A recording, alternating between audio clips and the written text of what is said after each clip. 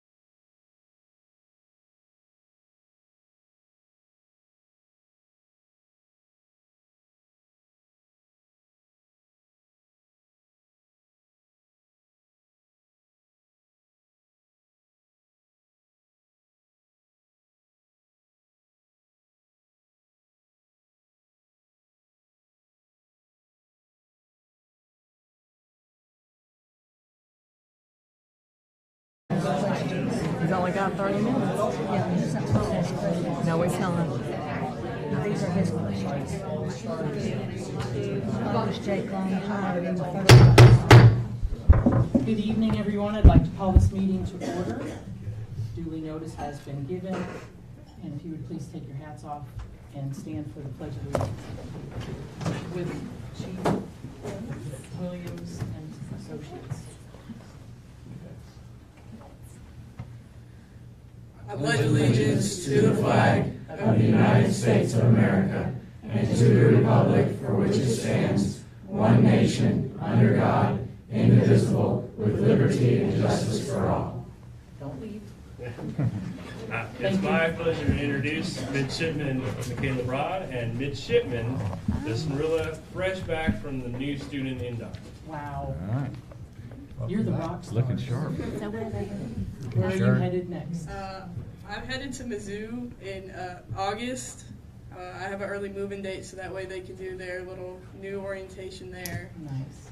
But NSI, which is New Student Orientation, was 2.5 weeks. They throw you in a room with 87 random people, and you don't get contact with the outside world like How'd the that whole go? time. Did that do well for you? Yeah. Actually, the summer camp that the NJROTC goes to, I knew like 3 people from Little Rock and then one from Jonesboro. So it was nice to have familiar faces. Very good. Ask her about her scholarship. Yeah. Oh. You got a big chunk of change, didn't you? Yes, ma'am. Let's hear about that. So 250 or 200.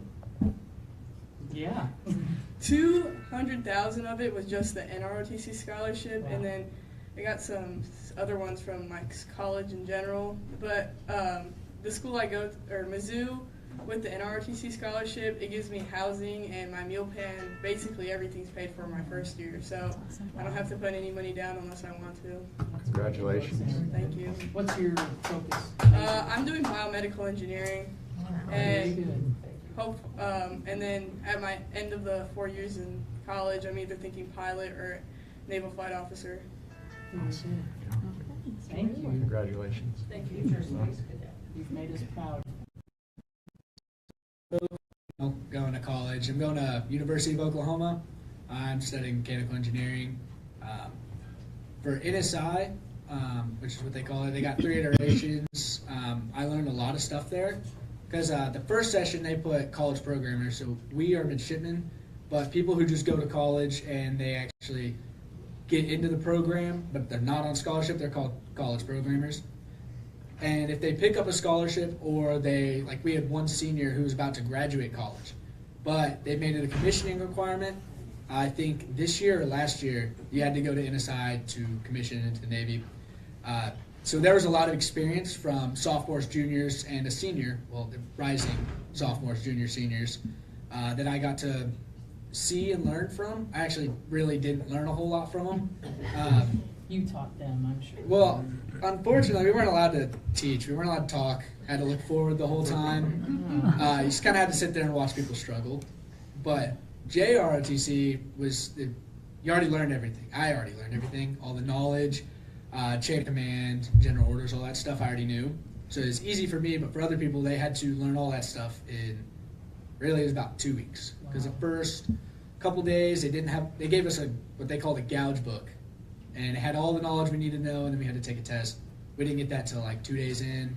Took the test like 2 days before we were out. So about 2 weeks to study everything that they thought we needed to know. That was pretty much it. Other than, I learned a lot about different colleges. So there were everybody all over the United States, all in one place. We also all got sick. It was terrible. Oh, no. Yeah, everybody got sick, a lot of coughing. There was one dude who woke up and he was hallucinating. Oh. They got him fixed up in a day, but it was really interesting. I bet. You guys have any questions about NSI? How much money did you make? On the scholarship? Yes. So I got the same amount. It's just kind of, so in Oklahoma, I don't necessarily know if it differs from state to state, but in Oklahoma, I get in-state tuition as well. So the scholarship covers either tuition and fees, or it covers room and board. I chose room and board at Oklahoma because that's $15,000 compared. Well, then it's $20,000 for tuition if I'm out of state. But since I got the scholarship, I also get in-state, so that drops my tuition from $20,000 down to $5,000. So that also covers a big amount of money, even though it doesn't show it.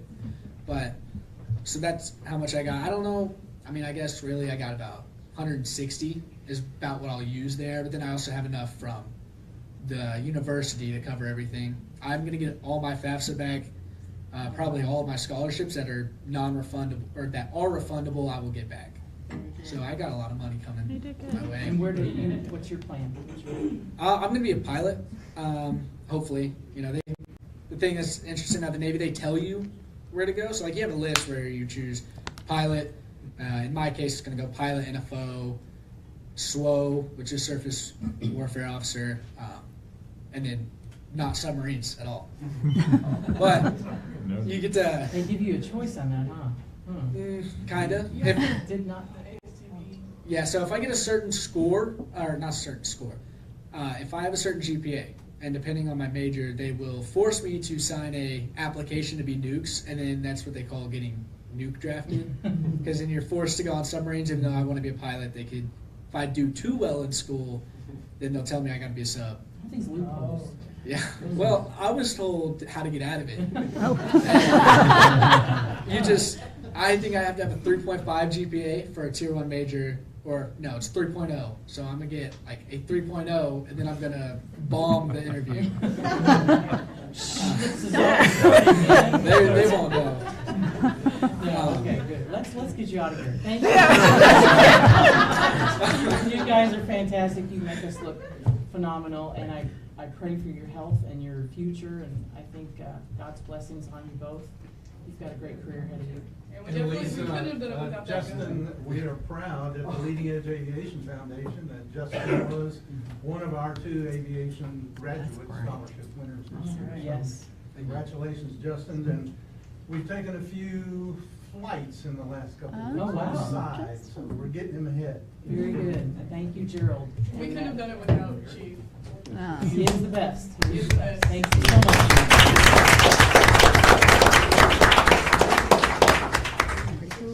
Move to approve the agenda and the minutes of the June 20th, 24 meeting. Do I have a second? I'll second. Thank you, Scott. Any discussion? Madam President, can I say a few words? Yes, ma'am. Okay. First, I'd like to start, I just want to start by saying how proud I am that we have 6 people who have shown interest in being a part of the Mountain Home School Board. I do feel like this proves that our future is bright for our Mountain Home Public Schools.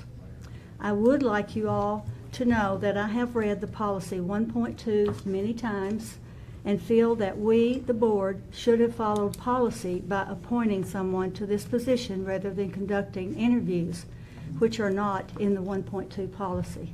I feel that we have saved some time, we could save some time and resources by appointing someone to fill this position that is over in May, rather than go through this process. I feel that our school board has been scrutinized to the point that we cannot follow our own policies without being questioned.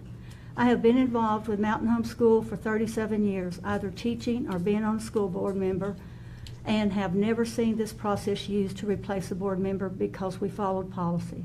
I hope that our students, staff, and community know that we care deeply about them and we only want what's best for all of you. I encourage all of you candidates to run for the board in the spring. Thank you for taking your time away from your family to be here. Thanks, Barbara. Thank you, Ms. Barbara. All right. Following that, thank you all for being here tonight as we interview and consider the appointment of we did. All in favor of the agenda? All in favor, unanimous. Sorry, this is all new, so please be patient with me. Thank you all for being here tonight as we interview and consider the appointment of a new school board member. As you know, this appointment is until the next school board election, which will be held in May of 2025. The community has had the opportunity to submit potential questions. The names of the applicants have been made public as well. These interviews will be in our open session and consist of 5 questions from the board. Each candidate will have no more than 5 minutes to answer each question and will be asked the same questions in the same order. A copy of each application has been given to each board member as well. While this is a public meeting and we cannot prevent you from staying in order to provide fairness, we ask that all other applicants wait in the front office lobby while each candidate is interviewed. We will call you in one at a time. You will be interviewed in the order of your applications that were received. I do want to note that Mr. Tommy Knight has withdrawn his application yesterday. So our order is Shyla Lemming, Marsha Partney, Tony Chamberlain, Hap Myers, Bud Zorman, and Neil Pendergrass. We appreciate our audience being here tonight. We're normally not this full, but we want to remind you that all these interviews will be conducted by the board. As you know, a school board meeting is a private meeting conducted in public. So no unplanned audience feedback will be accepted as we work through this long agenda. With that, we will begin the interviews with Ms. Lemming. If you please come up.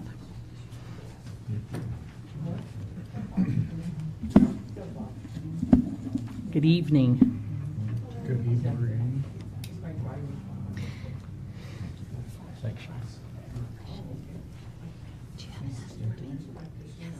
Thank you. I'm sorry about your day.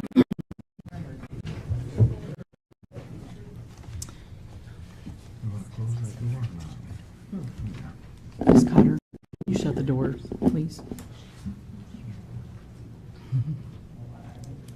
Thank you. We will, give us 1 second. We want to give you the nice, quiet background. Okay. So we will start by asking you to tell a little bit about yourself, please. Okay. Hello, my name is Shayla Lemming. I recently graduated from Mountain Home High School. I completed the pre-educator program through our high school, and I've interned with 3 different teachers in our school district. I come here from Alaska. I moved here when I was in 5th grade, and ever since I was a little girl, I knew that I wanted to be a teacher, and I wanted to help students and teachers in any way possible. Very good, thank you. Ms. Lemming, thank you for being here this evening. Thank you. First question, please tell us why you're interested in serving on the Mountain Home School Board. I'm interested in serving on the Mountain Home School Board because I want to be a part of improving our school system, and I have younger siblings and cousins in the school system, and I do hope to one day be a teacher in our school district. My priorities in being a board member would be providing you guys all with a fresh perspective as I recently graduated from our schools, and I also have a view of a teacher since I have interned with teachers in our school district. Very good. So what unique qualifications do you have that would make you an asset to students, staff, families of the school district? Unique qualities that I possess would be that I am younger than most school board candidates. Yes, you are. I do want to be a teacher, and I haven't gotten to that point yet, but I want to be on the school board because I know that the only time I can do this is now or 40 years from now, and I think it would be an amazing opportunity to start my move now on the school system and make an impact on the school now. Mine is a 3-part question, okay? What are 2 challenges that you believe are currently facing the Mountain Home School District? I think 2 challenges facing our Mountain Home School District is first, obviously, the millage that has been tried to pass 2 times so far. And another challenge we are facing is our community being set apart because we are not able to pass this millage because our community we all have separate beliefs, and we are not able to pass this millage because there are things that need to be addressed within the school board before we can pass this millage. And the last one.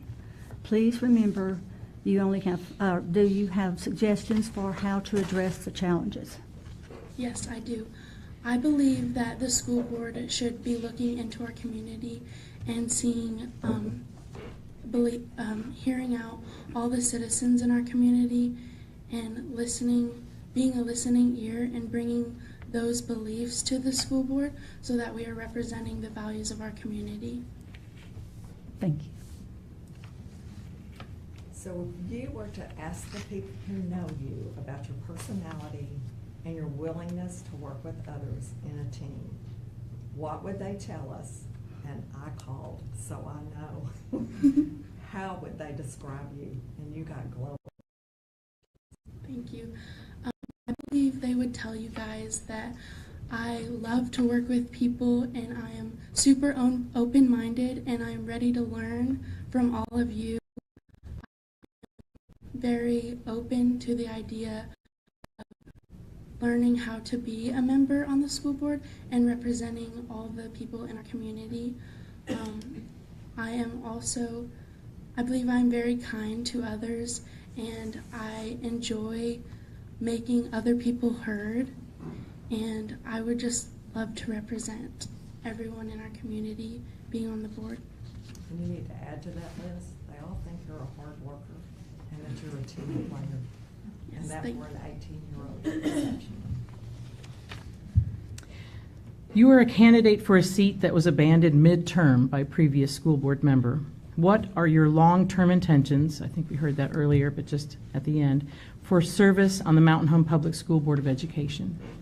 My long-term goals are to make sure that the school is still progressing in a way that everyone in our community would love to see. And I want to see that through, that our schools are a safe place for our students and teachers and all staff to be in. I want to be a part of making those decisions and making sure that our schools are somewhere that our students are proud to be a part of. Very good. Thank you. And we are going, anybody? That's the last question. That's the last question. Do I have to step You out? can wait or step out, come She's back. already got, you've had the questions. Yep. Do it Yeah. all. You can, Okay. Thank you guys so much. thank you very much. Thank you. Thank you so much. Who's next?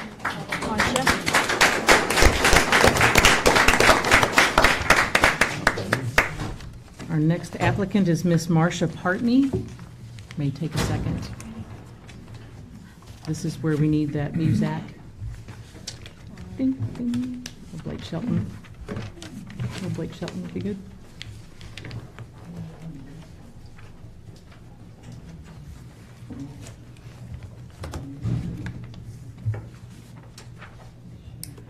So much paper.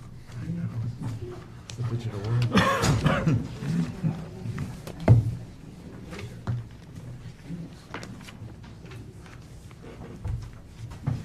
I have some things for you.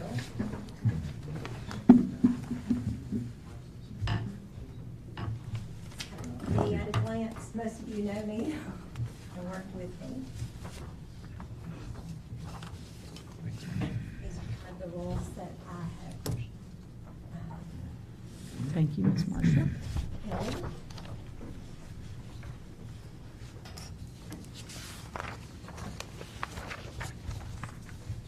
Do you need? All right, welcome, Miss Partney. Please give us a little bit about yourself. Well, I'm a retired teacher from Mountain Home Public Schools. I've taught in 3 public schools in Arkansas altogether, but finished my career here in Mountain Home. I retired at the end of 2022 when my youngest graduated from Mountain Home High School. So I'm a mother of 2 honor graduates from Mountain Home. My husband graduated from Mountain Home, Andy. We've been married 31 years, I believe. Something like that. I've taught in just about every building in the district, or had classes that met at each building. I am the Mountain Home Education Foundation Retired Educator of the Year, Hall of Fame, 2023. I have a master's degree in special education, gifted, talented, and creative, and a BSc in early childhood elementary education. 28 years total and 20 years with Mountain Home Public Schools. I've taught and had classes at Hackler, Pinkston, Mountain Home Junior High, and Mountain Home High School. I was a regular classroom teacher. I taught math, science, English, reading, pre-AP literacy, pull-out resource, GT, and then held other positions like Odyssey of the Mind coach and director, and gifted and talented teacher and coordinator, Quiz Bowl coach, judge, moderator. I've worn a lot of hats, so you'll see all of that on my work here. I'm Spelling Bee district and county coordinator. I've served on curriculum committee, personnel policy committee. I also was a band mom, and then I currently serve as the board chair for Governor's Advisory Council for Gifted and Talented in Arkansas. That was an appointment by Asa Hutchinson, and I've actually finished my 2nd term, but I'm still in that role until.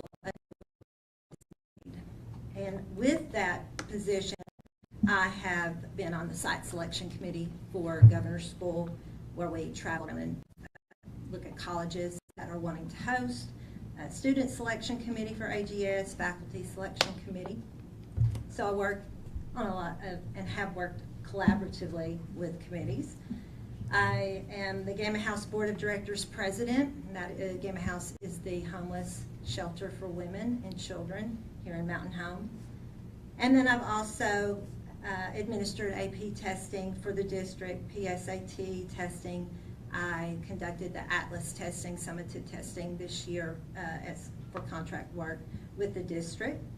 I'm also an active member of Christ Community Church, and I'm on the vocal team, praise team, vocalist. Very good. Ms. Partney, thank you for being here tonight. I get to ask you the first question. Please tell us why you're interested in serving on the Mountain Home School Board. Well, I love this district. I've spent a lot of years in this district. My children started kindergarten and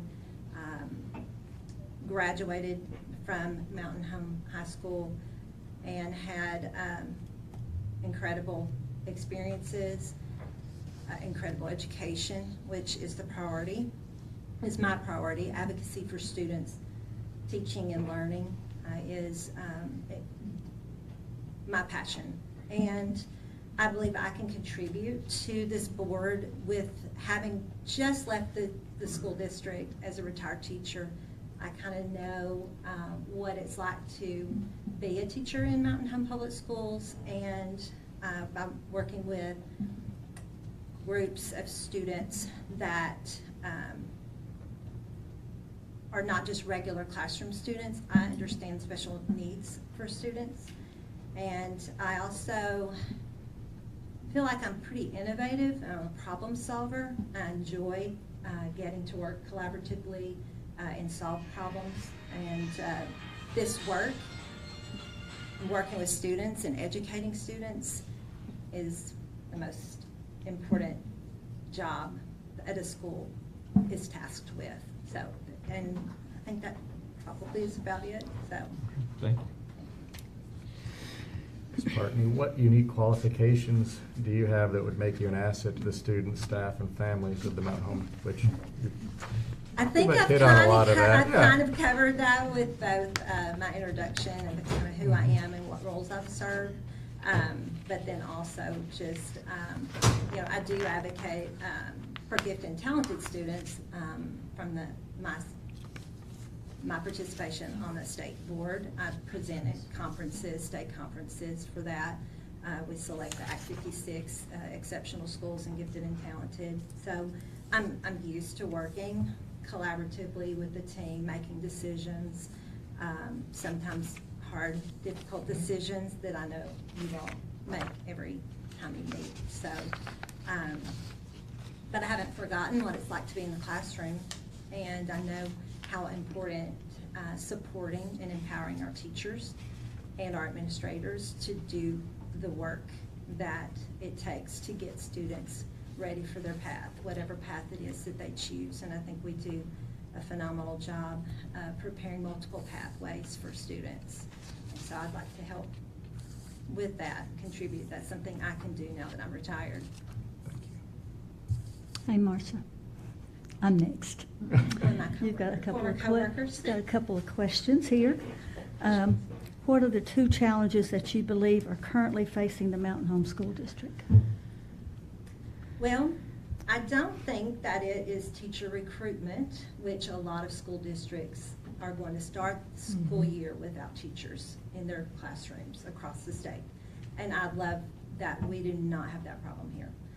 Retention, I don't think is a problem either, although a lot of us that started in the 80s and 90s retiring, there are teachers that want to be here. So that is fantastic that we do not have that challenge.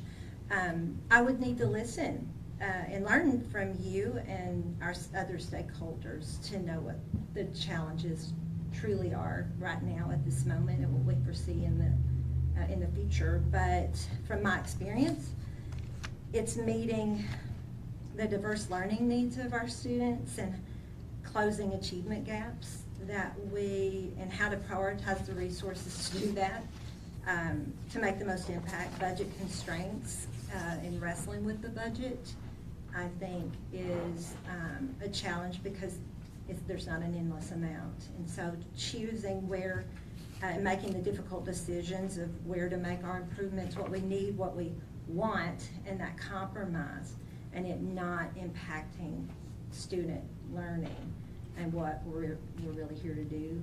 I think those are the biggest challenges. Okay, the second part is, do you have suggestions for how to address challenges? Well, I'm sure you've had some.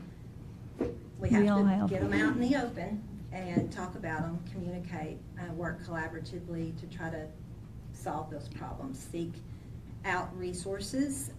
If another school, like our demographic, our size, if they are hitting it out of the park, or their performance is better than our student performance, even though we're in the top 20% of the state in reading and math, I want to visit. I want to find out how are they doing school differently. And so then we would all need to work together with all stakeholders, parents, community, school board, administrators, teachers, and make some of those decisions, changes if needed. Innovation is a good thing. Change is hard, but it can be a really, really great way to grow. Thank you. So my question, I'm adding a little bit. I called every reference that was listed on all the applications. Not surprising. The names that you listed that were parents of former students could not say enough good things. Thank you. So that was really wonderful. If we were to ask people who know you about your personality and willingness to work with others in a team, what would they tell us and how would they describe you? How do you think they did? I think that they would know that I'm a team player, but I'm not afraid to have hard discussions. I'm not afraid to do the hard work and to find common ground to work from. I think they will say that I am passionate, but I am a good listener as well. And so I don't think that you'll find, I know we have great candidates for tonight, but I think that I've lived my passion for students and student learning, and I miss the work that I did as a teacher with students, and so this is a great way for me to continue being a part of education in Mountain Home and in Arkansas. And so I think they would tell you that I can cooperate. I do chair 2 boards right now, and so I think leadership is a strength of mine. Connectedness is important to me, is one of my strengths. And then this is the most important work, is getting students educated and ready to go out into the world and be good humans, good citizens, and be able to be successful in whatever path they choose, and be able to take care of their families. You are a candidate for a seat that was abandoned midterm by a previous board member. Tell me, what are your long-term intentions to serve on the Mountain Home Public School Board? Well, to be honest, I was planning to run for the board seat that Molly is in today. Glad you didn't. And she announced her candidacy, I think it was a week or 2 weeks prior to, I think, filings and all of that happened. I said, you know what, it's not my time. I'm going to support Molly. Her experiences are a little bit different than my experiences and would absolutely be needed and wanted for the board. So I do plan to run for school board. And so this would allow me to run as an incumbent. But I did plan to, but of course I wanted to support Molly. Very good. Do you have anything else you'd like to add on your? Well, you all know me really well. Yes. So if I am a good fit for you, then I would love to have this opportunity. But I also understand if you're looking for a different skill set right now, no hard feelings, and then I'll be back around in May and try again. We So, appreciate that thank you very for your much. time. Thank you, Ms. Marcia. Thank you. All right, Mr. Chamberlain, Tony Chamberlain.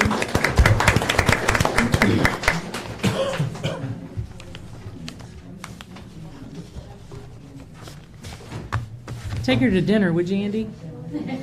Take us to dinner. 31 years.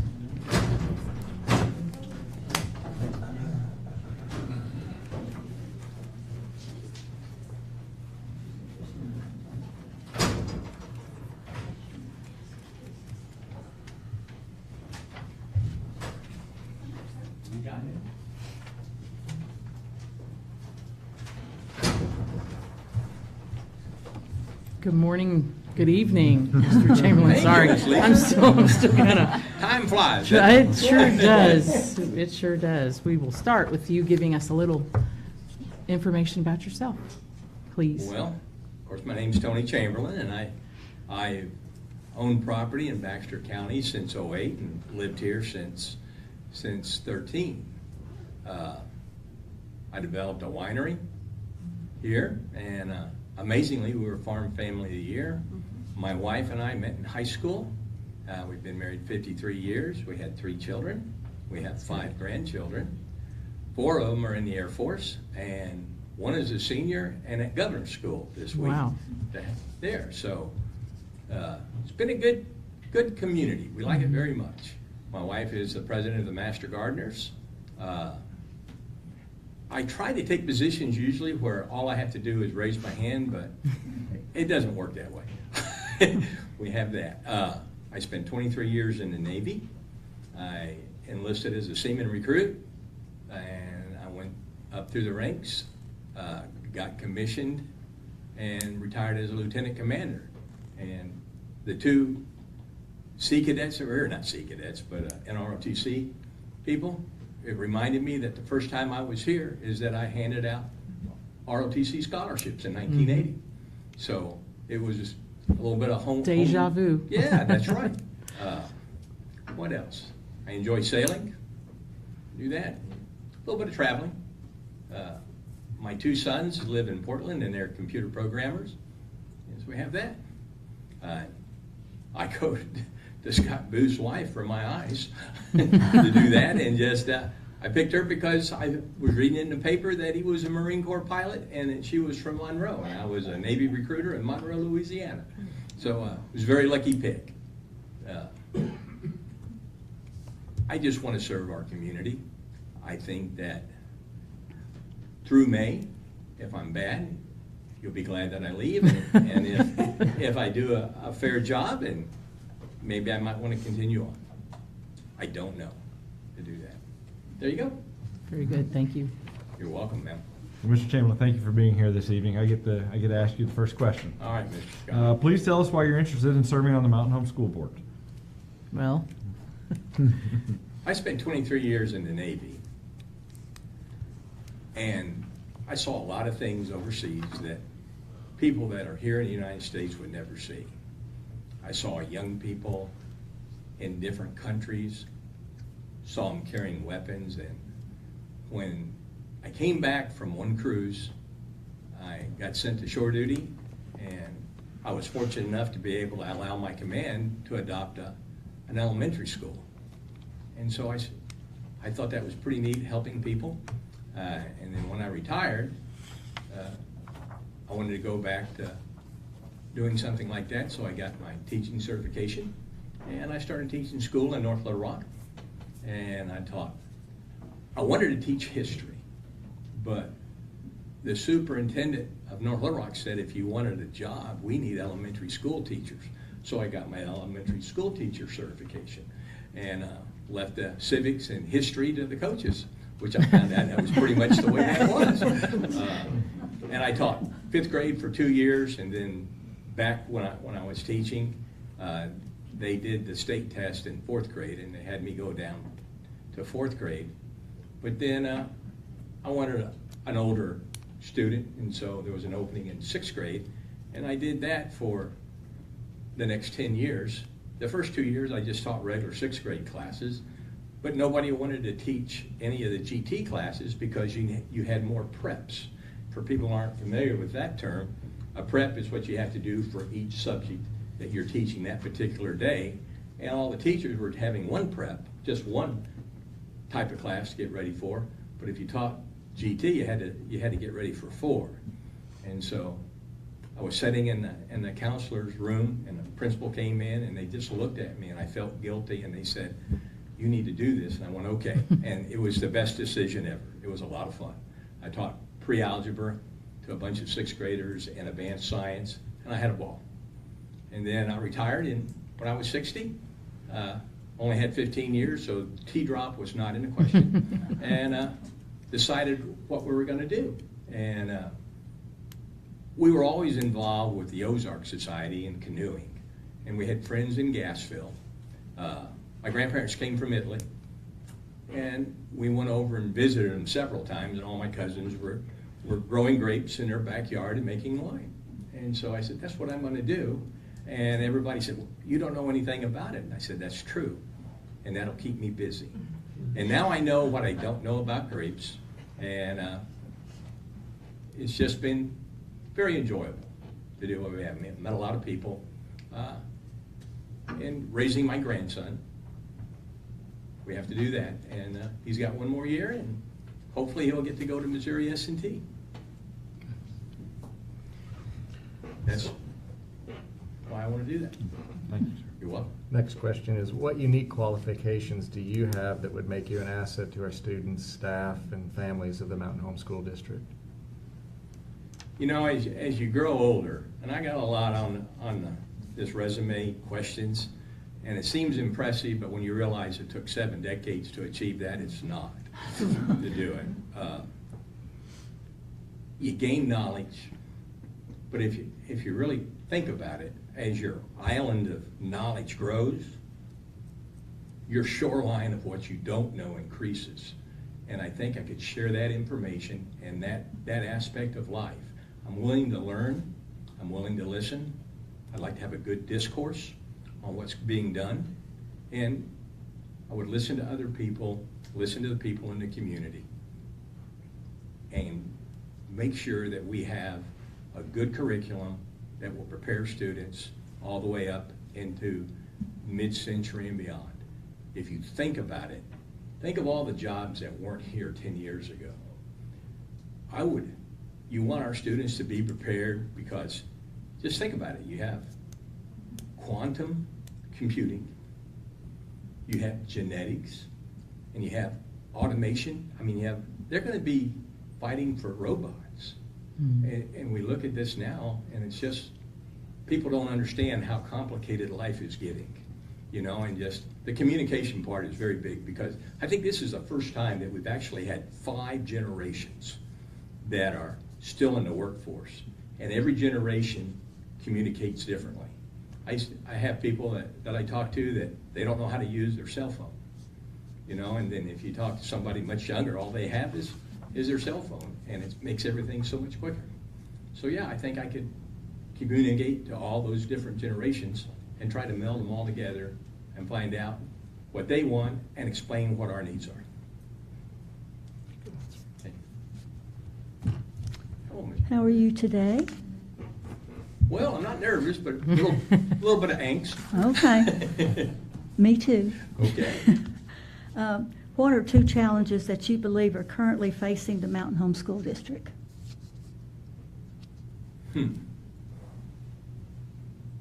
I think the $50,000 a year salary for news teachers, because the state's very happy about that, but I'm not for sure, but I don't think they would cover all that. And if you have new teachers starting at $50,000, then you have teachers that have worked for 20 years making just a little bit more. And I don't know where that money will come from. That's the first thing. And the other thing is, I think vouchers in this area will hurt the budget more than what you think. When these vouchers come in, I think they're down in the Delta area now, and then they'll progress up to where we're at. And at $75 or $7,500, that's a lot of money lost for each student. And I think there'll be a lot of people that are homeschooling because they'll think it's better, and they don't know how difficult that is. Some people do a great job, but it's hard. And I think that will be that. And the other thing is, we need a new high school. And if we want a new high school, we have to convince, not really convince, you need to explain what our needs are to the population, because there's a lot of retired folks here, you know, and of course their taxes are stabilized, but the millage is not. And they have to be aware of that, and they have to know why they're going to be taxed more on a millage and what that money goes to. Because it will need nurses, we'll need CNAs, nursing assistants, medical technologists, we'll need computer people, and it costs money. So we have to convince that. I think those are the 2, ma'am. Okay. Do you have any suggestions for how to address those challenges? I think you need to, I'm going to say it is marketing, but it's a true marketing of the high school. And the way to do that, I would believe, would be to go to every volunteer fire department. Because in our rural areas, that is the center of the community. And so if you went and you talked to everybody and explained what the needs were, it's just like, I remember in the last bond issue, people were complaining about the ROTC. They say, well, what do we need that for? And I said, well, you know, I'm thinking that they don't know that they build submersibles that are autonomous, you know, and what they could do for farming, catfish farming and things like this. They don't understand the rollover. So that's one way that I would do it. The other thing is that you have to convince them that the arts are important. An example in my family, I have a cousin that graduated from high school in San Diego, and I think the only reason she graduated was she was able to march in the band and wave a flag and do all that and do dancing. They kept her in school. She's about 60 now, but she's a medical technologist, and she runs 2 oncology programs for research at the University of Michigan. And to this day, she still gets out as a hobby with a bunch of other people and does marching bands. So whatever it takes to keep people in school, that's important. That way you don't have to pay for them down the road. You know, and school's like a colander. So many people slip through. So if you have something that keeps them so they'll stay inside that colander instead of falling through, I think that's a great thing. That's what I think. Thank you. You're welcome, ma'am.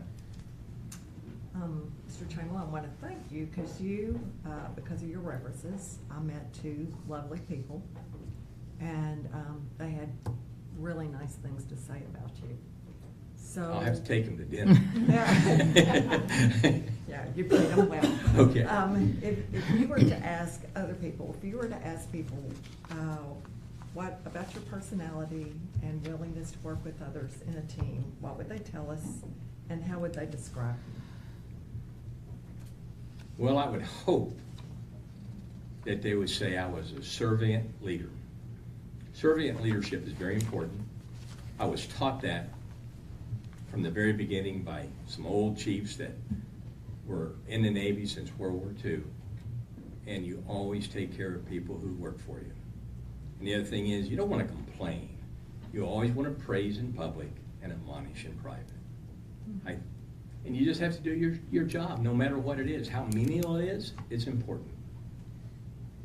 I think that might be what they said. I can't say anything. Okay. Mr. Chamberlain, you are if you are a candidate for a seat in an abandoned midterm by a previous board member, what are your long-term intentions for service on the Mountain Home Public School Board? Whether it's through May or longer, if I could be needed, and as long as I have the mental capabilities, I'd be glad to help what I can to do what's ever needed. I'd like to be an ambassador for the Mountain Home School District. It's been wonderful for my grandson, and I have younger nephews and nieces that are starting school soon, and so I'm interested in that. I want the school to be the best for them. Very good. Thank you. Do you have anything you would like to add on your finale? Yes, ma'am. Okay. I would. I think some of my weaknesses would be district budgets. I understand that a lot of the money is fenced, and I've dealt with lots of money in the past, being an engineer and going through ship overhauls. But that would be something I'd have to learn to do that. I know we have 7 campuses, and if you have a tight budget, if it's like anything else, the maintenance is the first money that's pulled to help other programs, no matter what organization you're in. So in order to have enough money to keep the buildings up is important, be difficult. And I already talked about the annual salaries for people. I think that'll be difficult to do. Do my best to involve the local community. Millage rate adjustments, you have to make sure the older generation that are on fixed income support that. They have to be brought into the fold. I think cell phones are a bad thing. I'm on another board and I'm on the volunteer fire department, and cell phones make it so easy to conduct business, and you really can't do that. You have to meet as a body. And so I'm always putting my phone away, or they'll say, what do you think of that? And I say, I think we need to have an executive meeting, and that's all I say. And then somebody does that. That would be hard. Ms. Allison, I've seen you over in the high school. Teachers come to you. Usually when a superintendent comes, they run. You're well-liked and you take care of your people, so I wouldn't mind working for you to do that. I would You work, would- work yeah. for you. Oh, Yeah, no, it's ma'am. kind of the opposite there. I do have one thing that I have to tell you. I was looking through all the responsibilities, and it says to support my state and national school board associations. I will not arbitrarily just say I will do that, because the national board, when they wrote the letter and had parents that were deemed domestic terrorists, I could not support that. And if they come up with certain things I can't support, then I will tell you, I'll probably try to do it as politely as possible, and if I had to resign, I would do that before I would go against my convictions. You need to know that. Other than that, Appreciate that. thank you. Thank you for your time. Thank you, sir. Okay. Thank you very much. Do I leave the room again? Yes, or you can stay. You can stay, or you can.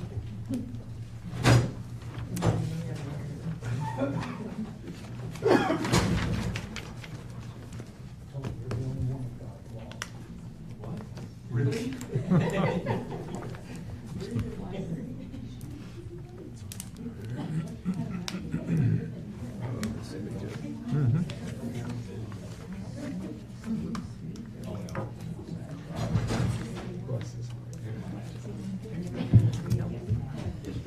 Where would you like me?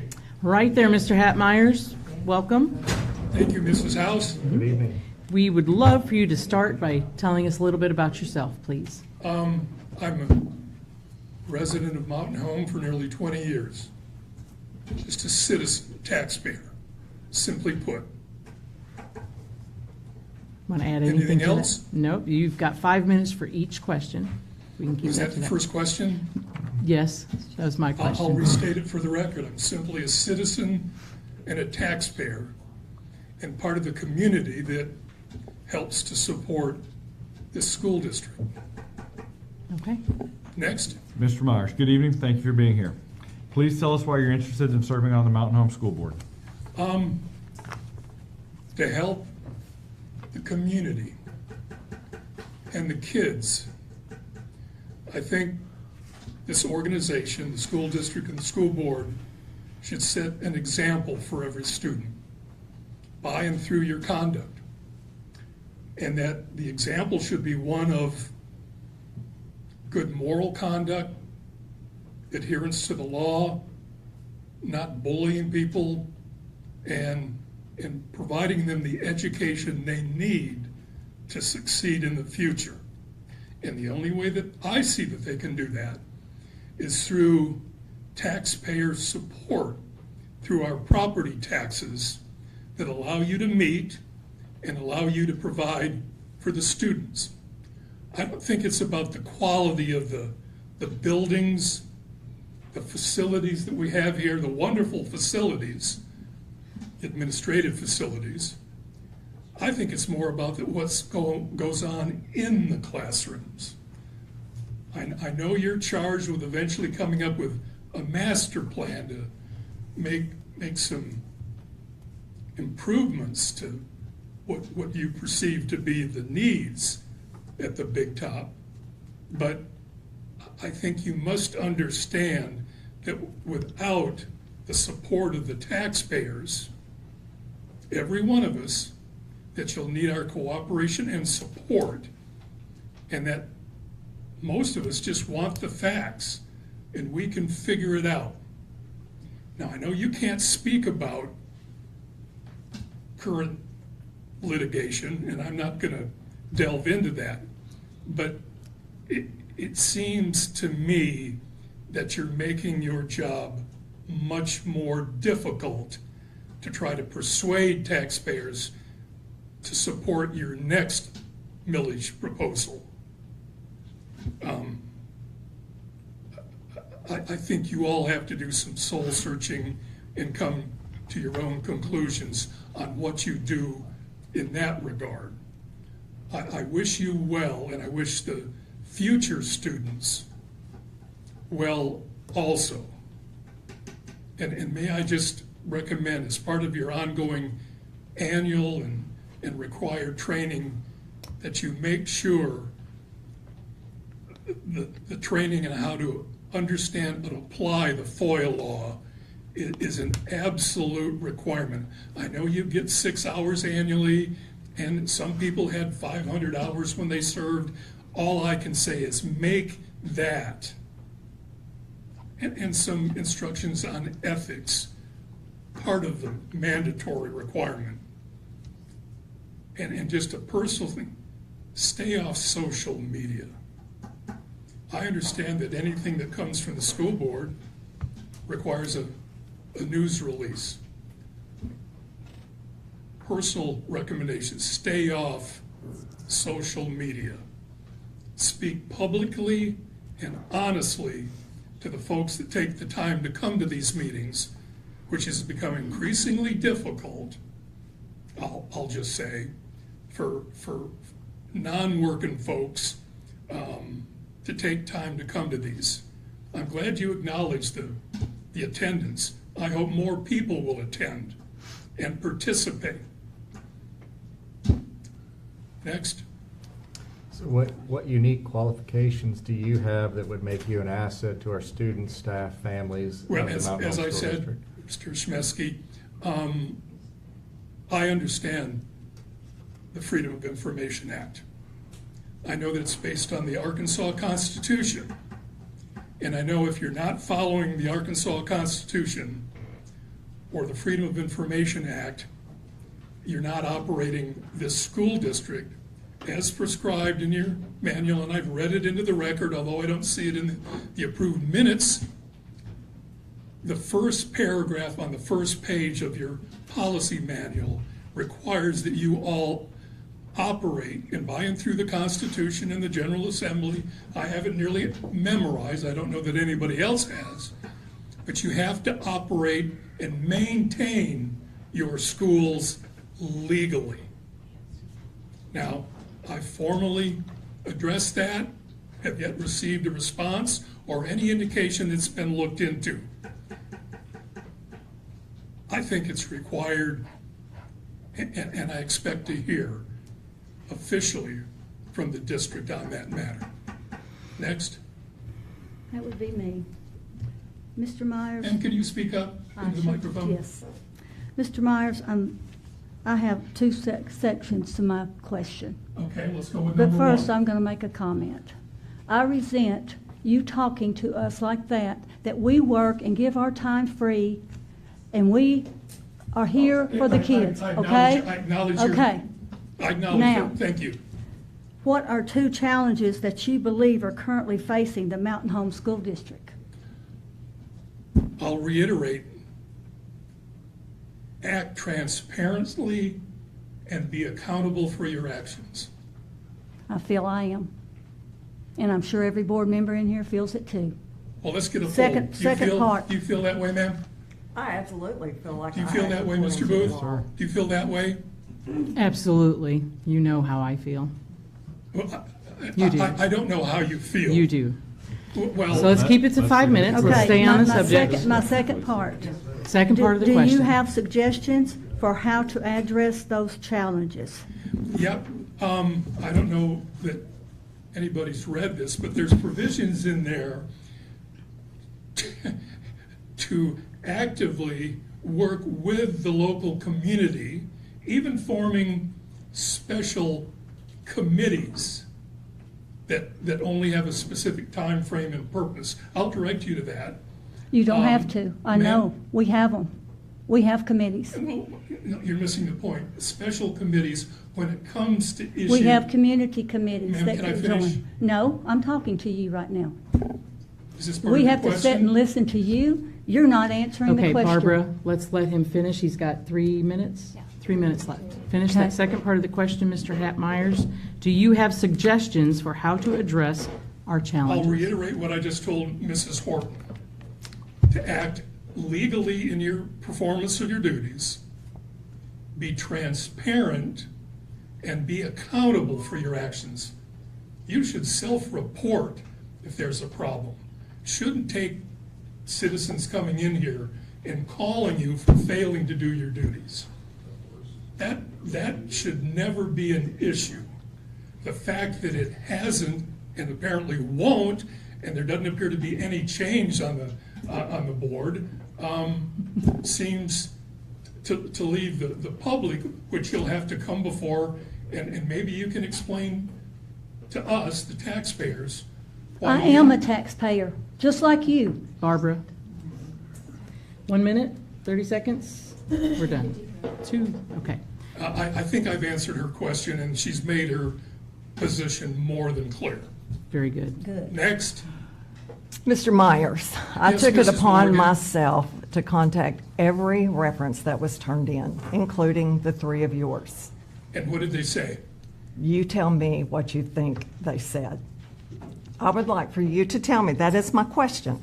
Now, What do you think other people I'll will answer your tell question, you? Mrs. Morgan. You did not get glowing recommendations from and- your and- and references. that's fine. So, if people were to ask who know you, the people who know you, about your personality and your willingness to work with others in a team, what would they tell us? I would hope that they would be honest and tell you about the interactions I have. You know, we met Yes, I do. personally Yes, I in the do. conference room adjacent to the chancellor's office last year. We actually met, and you walked across campus to my office and spent 3 hours. No. And I was not able to get you to exit the building. We left amicable. We shook No, hands. let's Yes, just- we did. let's That is just- where we met. It was last July. No, wasn't it was not. It was at Robin Meyer's reception. When he left, I Yes, walked up to wasn't that his you. retirement up at the shed? Yes, and You- you you walked were- back to my office No, and well- spent 3 hours. Yes, Let me just sir. say for the record, That is the Mrs. truth. Morgan Let's talk approached me. transparent. All right, we I are said not, that. Molly. Yes, we're but not what gonna I'm saying argue. is, what do you think your references said about you? well, I would hope that they would say that I'm concerned about veterans and their education. You know I refused to deal with you after our little discussions. I never knew why, because for 3 Well, hours and now- we now shook you hands, know. but Now you know. your references did not say that about you. How would they describe you? I would and you hope they turned would- these names I would into hope they me. would say I'm a concerned citizen that's interested in providing for the education of a veteran. Now, I haven't stipulated my name to be associated with the donations I've been providing Not since going last there. July. Pardon me? That's No, not that's- anyone's that- business but right. yours. That's right. But as we know, sometimes some people want their names attached to donations, and I know you sat on the Board of Governors, along with some other folks that we're well aware of, that feel that charitable donations are retrievable unless they, Okay, we are way in the weeds. well, No, no, Mrs. no, no. Morgan brought it up. Okay, so tell us what you think your references would say about you. I don't Are they know. going to I give didn't- us I didn't glowing contact remarks? them. I didn't contact them, Mrs. You put your Mrs. references down. We can't contact your references if you didn't put them down. You're missing the point. No, I I'm didn't- not missing the point. I didn't contact the references. Mr. What did Myers, your you references say answered my about you? question, and if we're talking about transparency, you need to do a self-evaluation. Well, I Because would expect you have nothing just more from told you. a lie in this room. Ma'am? You just told a lie in this room. Please, Okay. please. So we can All right, move on. we are Lisa, to the moving next on. question. Okay. Mrs. House, I've just been called a liar. No, you have not. She just, I She said didn't you call you a told a liar. lie. I did not say you were a Okay. liar. I'm moving on. This is not going to happen here under my authority. My last question for you. You are a candidate for a seat that has been I'm in an midterm. applicant. Yes. If I was a Candidate, candidate, applicant. I would run for office. And back in the day, we didn't do this. This is part of our transparency to our Maybe that's the community. problem. No, sir. We are trying to be transparent to our community. We made a mistake. We've made our amends to it. We've done everything. Back to this. You are a candidate. What are your long-term intentions in service of the To Mountain Home School improve the Board? quality of education, because as you all well know, the state evaluations for the. Are bad? Are they bad? Have they dropped, haven't they? Okay, finish. No. Question? They've dropped, haven't they, during this divisive period over the last 2 years? Not this year, they have not. So you need to do your homework Did- before did- you accuse did- us. Did the high school Stick grades to drop from the- a B to a C? No, let's Yes. stick to I asked you, what are your long-term intentions? To improve the quality of education, Okay, give the teachers every bit of compensation they rightfully deserve, okay, not add on administrative positions, and give the teachers every ability to be recruited, maybe from the school district, get their certificates, come here, go through in-service training, and then spend 30 years teaching here, where the real important stuff gets done. and we do The that. the teachers do the teaching, you all do the We do that. administering. We have that. Anything else you'd like to Well, add? you know, I appreciate you adding your comments, but you asked for my answer. That's the answer. The Okay. most important thing for every student here isn't some lofty vision of the district or policy statement. And I know you all, especially folks involved in the teaching profession, feel that you're the most important thing in these students' lives. Us as a Let me board just- are? Let me just tell you, the most important thing in the lives of every student are their parents. We have no control over that. No, but I've listened, and I've sat in this room and listened to former board members talk about all the meth-addicted problem parents that leave you in the school district with kids that need help. They need help, but don't ever run down the fact that parents, in my view, are the most important things to every student. Agreed. Well, I'm glad Agreed. you as a voice of one agree to that. Oh, I'm sure we all Are we do. done? Yes, sir. Thank you. Thank you. All right, Mr. Bud Zorman can come to the podium now. Okay, we're going to take a 2-minute break. 5 minutes. How about that? Recess for 5 minutes. We'll come back at 6:10 for more enjoyment on the school board meeting.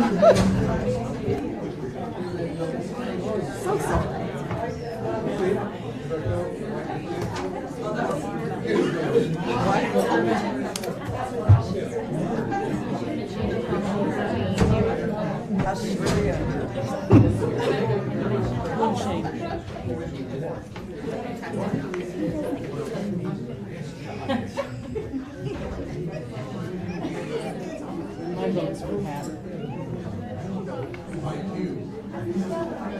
Oh, we need a little excitement in our lives. In this, yeah. Equal opportunity. That's what we're all about. Equality.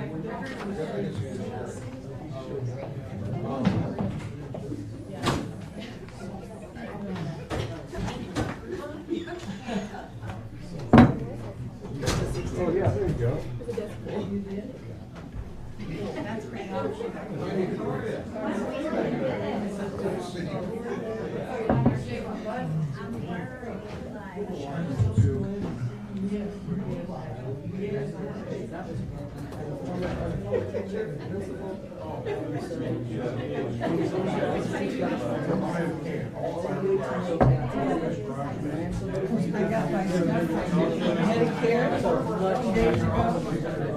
Oh, good for you.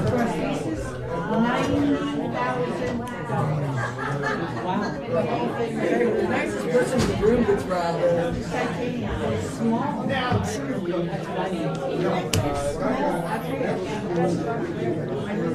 He's cute too, isn't he? Yes, I've been back My dad's keeping dad strapped in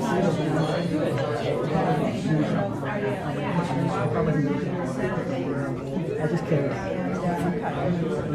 Future.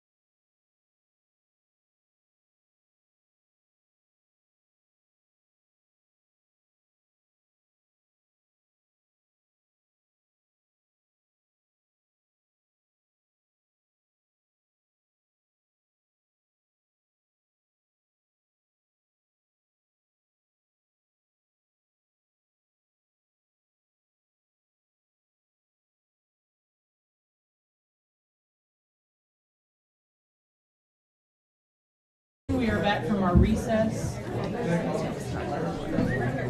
Everybody would please take your seats and calm down, please. And thank you. If everyone would please take your seats. Hi. Good evening. Good evening, Mr. Bud Zorman. Great. Just for a moment, I don't know this man, Mr. Bud Zorman, nice to meet you. Hello, sir. Hello, sir. Good to see you. Good to see you. Hello, Ladies, Mr. always a Zorman. pleasure. Yes, sir. Ladies. Are you running for president or what? Yes, that's good. Where do we send the donations to? Right here in this place. I'll let you tell everybody why we know you, but if you would please, Mr. Bud Zorman. We just met earlier. didn't we? Yes, tell us a little bit about I'm yourself. good with names. No, my name is Bud Zorman, for those of you in the audience that don't know me. I am a retired United States Marine, 22 years. After that, used my GI benefits, went back to school, and wanted to be a teacher and a coach. Well, I thought I'd lost my mind. But taught for 21 years, and 17 of those years here in Mountain Home Public Schools. My last 5 years, of course, I was the NJROTC instructor, and helped to hold on to that very valuable program. I was proud to see those two cadets up here earlier. I think that's just really awesome. That's pretty much it. I have 5 sons, one of which is deceased now. I have 5 granddaughters, so I guess it balances out in the end when you raise boys and then you get all girls. I like to hunt, like to fish, like to ride my horse, shoot my gun. And now that I'm double retired, I do whatever I want to do. Feel free to clap for that. Hoorah. Hoorah. Semper Fi. Mr. Zorman. Sir. Semper Fi, and thank you for being here this evening. I got to ask you the first question. Okay. Please tell us why you're interested in serving on the Mountain Home School Board.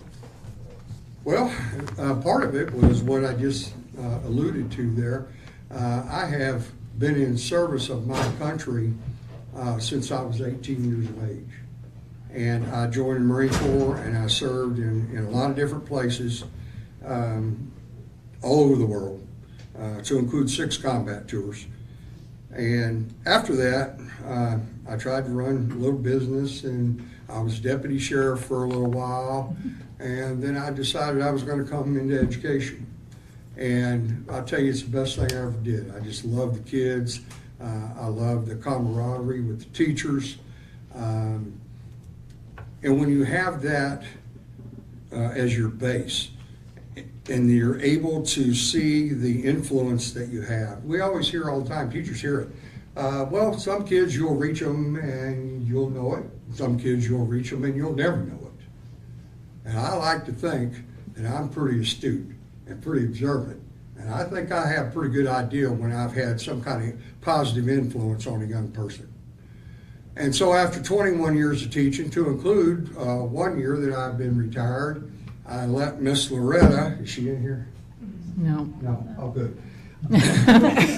I let her talk me into doing some substitute teaching, some long-term sub work, and one of my former students actually, who is married, she was going on maternity leave, so I taught 6th grade science for 10 weeks. And then took them all the way up to semester break. We did grades and parent-teacher conferences and the whole 9 yards. And then they called me 2 days before we came off Christmas break. Oh, Mr. Zorman, we've got another teacher having a baby. Can you please teach 6th grade language arts? And so I did that too. With that all being said, I think that the school board, this is the base. This is the foundation. This is where things happen that benefit our kids, and that's the bottom line. Everything that we do and say has to support and defend our young people. They have to prepare them for a future outside of Mountain Home, Arkansas, because there's a big, bad world out there. And again, I'll go back to those Navy cadets. How awesome was that those 2 young people, fine young people, were going to go to Mizzou and they're going to go to Oklahoma, and one of them wants to be a naval aviator. I heard him say pilot, and I'm sitting over there next to a Navy man, and I'm thinking naval aviator, Navy aviator, and he'll learn that. But I think that I bring, with my military background, my motivation, my drive, my desire for excellence in everything that I do and say. And I believe in walking the walk, not just talk the talk. And I believe in leading by example. And you can ask the teachers that know me, the board members that know me, or any of my kids, and they'll tell you the truth about Coach Z. Thanks, sir. Thank you. You've led us right into the next question. Yes, sir, my intention. What unique qualifications do you have that would be an asset to our students, faculty, and school, to our community? Well, I think some of that answer has been addressed with Mr. Booth. I think being a teacher and coming into the profession late in life after serving my country, being a deputy sheriff, doing some of that work. I drove a big truck for a little while, just trying to figure out what I wanted to do. 22 years with that short haircut. Where's Eddie Hummel at? Thank you, sir. He rocks that haircut. And I'm telling you, I did too for 22 years. And So anytime you do anything for that long, I know Miss Horton, you've been around about 37, 38 years in education. Miss Morgan, you've been around a long time. I've known that young lady for a lot of years. I'm here to tell you that it becomes part of your soul. It becomes part of who you are with every step that you take. And I think with that background and the fact that I have been a teacher, I've been a coach, I've been a bus driver, I've been a substitute bus driver early on a dark, cold, snowy morning, and I've done those things. I've been in the board meetings. I've watched how the board operates. I know pretty much everybody. I know everyone now that I know Mr. Booth. And I think that I would just bring perhaps a new level of motivation and drive and a desire to do anything and everything in our power. Even if we have to bend over backwards like a palm tree in a hurricane for our kids, then that's exactly what we do. No questions asked. Thank you, sir. Thanks, Bud. Good to see you. Good to see you. I have two parts of my question. Okay. What are two challenges that you believe are currently facing the Mountain Home School District? Did you? Well, I can tell you one that I know for sure. And that it was going to be, in case somebody asked me about my future ideas for Mountain Home Public Schools, I was going to use this, but I'm going to use it now, and then I'll use it again. There's not a penalty. Not at all. Double dip. Okay, well, with that being said, I mentioned about being a bus driver and being a substitute driver, and I'm here to tell you that when it comes to the safety of our children on that bus, being a substitute bus driver who does not know the route, is not familiar with the children, and it's dark, and it's cold, and it's snowy, and you got to get there early and pre-trip that bus, and sometimes fuel it if the regular route driver didn't fuel the bus for you. But to safely operate that bus while you're trying to look at a piece of paper with your dome light on and read, oh, I'm going to turn right on Hughes Street, and you're trying to drive, you're looking in your mirrors, you're watching those kids, you're trying to manage the behavior of those kids, and you're trying to operate that bus safely, and you're reading off a piece of paper, that's ridiculous. And it's unsafe. Unsafe. My suggestion would be is that the school look seriously, and I'd be happy to lead the way. I will be the spearhead. They need to invest in a navigation system, and you don't have to spend an exuberant amount of money to get a good system on these route buses so that anybody, Mrs. House, could go and pre-trip that bus and get on that bus and fire up that system, and she knows where she's going. When she first leaves out of that driveway, she's going to turn left. She's going to go 300 feet and turn right on Jenkins Street, or whatever the case may be. We all have it on our phones. We all have it in our vehicles, yes? Why don't we have them in the school buses, which allows that driver to be safe, to protect our children, to be on time? I think it's a great investment, and I would be willing to lead that movement, okay? The second thing I think is that I really like the idea, because I have to admit I went back and I looked at some board meetings so that I would have some kind of clue about what you guys are up against, okay? I really like Steve Morris's presentation. I've known Steve a lot of years. And Steve taking away the cell phones in the classroom and getting rid of the earbuds when they're trying to tune us out. I'm here to tell you right now that that's a big thumbs up from Coach C. Thank you.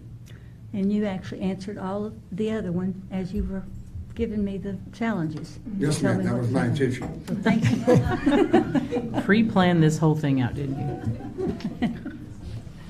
So it's my turn, okay. Yes, ma'am. I did check references, and of course you got very, very good and insightful references, responses. They were, and I knew they would be.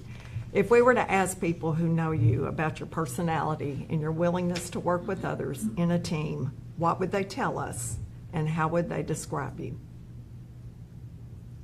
Have you been watching me, Miss Morgan? I kind of felt embarrassed to ask the question. It's okay. I believe in being serious when it's time to be serious, and I believe in having a good time when it's time to have a good time. I believe that, like I said earlier in Mr. Booth's question, you have to lead by example. You cannot talk out of both sides of your mouth like a politician. Can't be done. You have to say what you mean, you have to mean what you say, and then you have to be willing to back it up. If there's a conversation happening, and I'm sitting in that chair next to you, by the way, and I'm quiet, I'm mulling, I'm thinking. Like right now, I'm mulling, I'm thinking. And the reason why is because if I don't have something intelligent to say, I don't say it. I believe part of teamwork is being a leader and at the same time being able to be a good follower. Knowing when it's time to speak, knowing when it's time to be quiet and listen. Our young people have problems with that. I spend a lot of time teaching them that when their mouth is moving, their ears do this, open and close. And so therefore they're not hearing what I have to say to them. So if you're speaking, I'm respectful and I'm quiet and I'm listening to every word you say. And if I have a question, I'll ask it for clarification. And then I'll cast my vote based on what I feel needs to be done for our kids. It's not a popularity contest. It cannot be. It's about professionalism. Being on this board is a huge responsibility. Huge responsibility. Everything you do and say impacts our kids. And that's the bottom line. So to be a good team member, I think that you need to know when it's time to be silent and listen. Be a good listener as well as a good speaker. And then be willing to volunteer your time and your effort to support not only the mission at hand, the goal, but to support your team members. Thank you. I'm the last one. So, since you're a candidate for the seat that's been abandoned midterm. I'm sorry, I didn't hear. Since you are a candidate for the seat that has been abandoned midterm, what are your long-term intentions on servicing on the Mountain Home Public School Board? Well, if I like it, Lisa, I may stay here till I die. I could make that happen quicker. That could be a long time, trust me. Okay. I'm really 117 years old, so be careful. I'm a little much more than that. Long term. Well, I'll tell you what, since I profess to have quite a bit of integrity, which I do, I call the people who know me that are sitting in this room will tell you that I call it exactly like I see it. Exactly like I see it. But I always have facts and figures and statistics to back up whatever I say. I never just throw stuff out there in the wind or throw something at that wall and see if it sticks or not. That's not how I operate. But to be perfectly honest in answering your question, is I thought that this would be a great opportunity for me, in all honesty, and I've talked with Mrs. Dewey about this.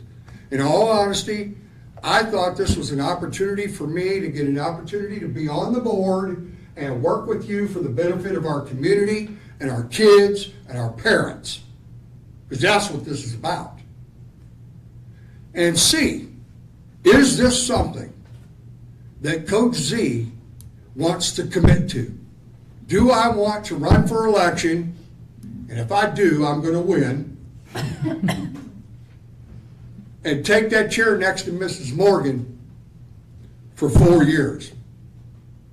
Am I prepared mentally and physically to commit to that? The answer to that today is no.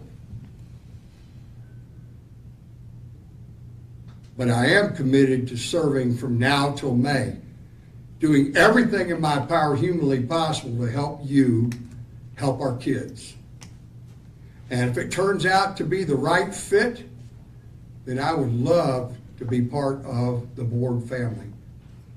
And it gives me an opportunity to reconnect with my Mountain Home family. Thank you. Do you have anything else you'd like to add? Is there chow in that room? Pretty soon. Pretty soon. Pretty soon? Thank you. Thank you Okay. so much. Any other questions for me? That is all, sir. Oh, well, that was just pretty easy, wasn't it? Thank you. Thank you, sir. Thank you very much.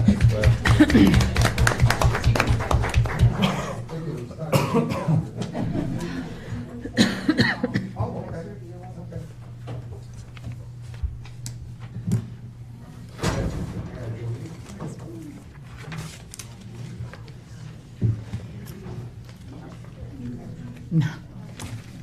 Hard part's coming up now.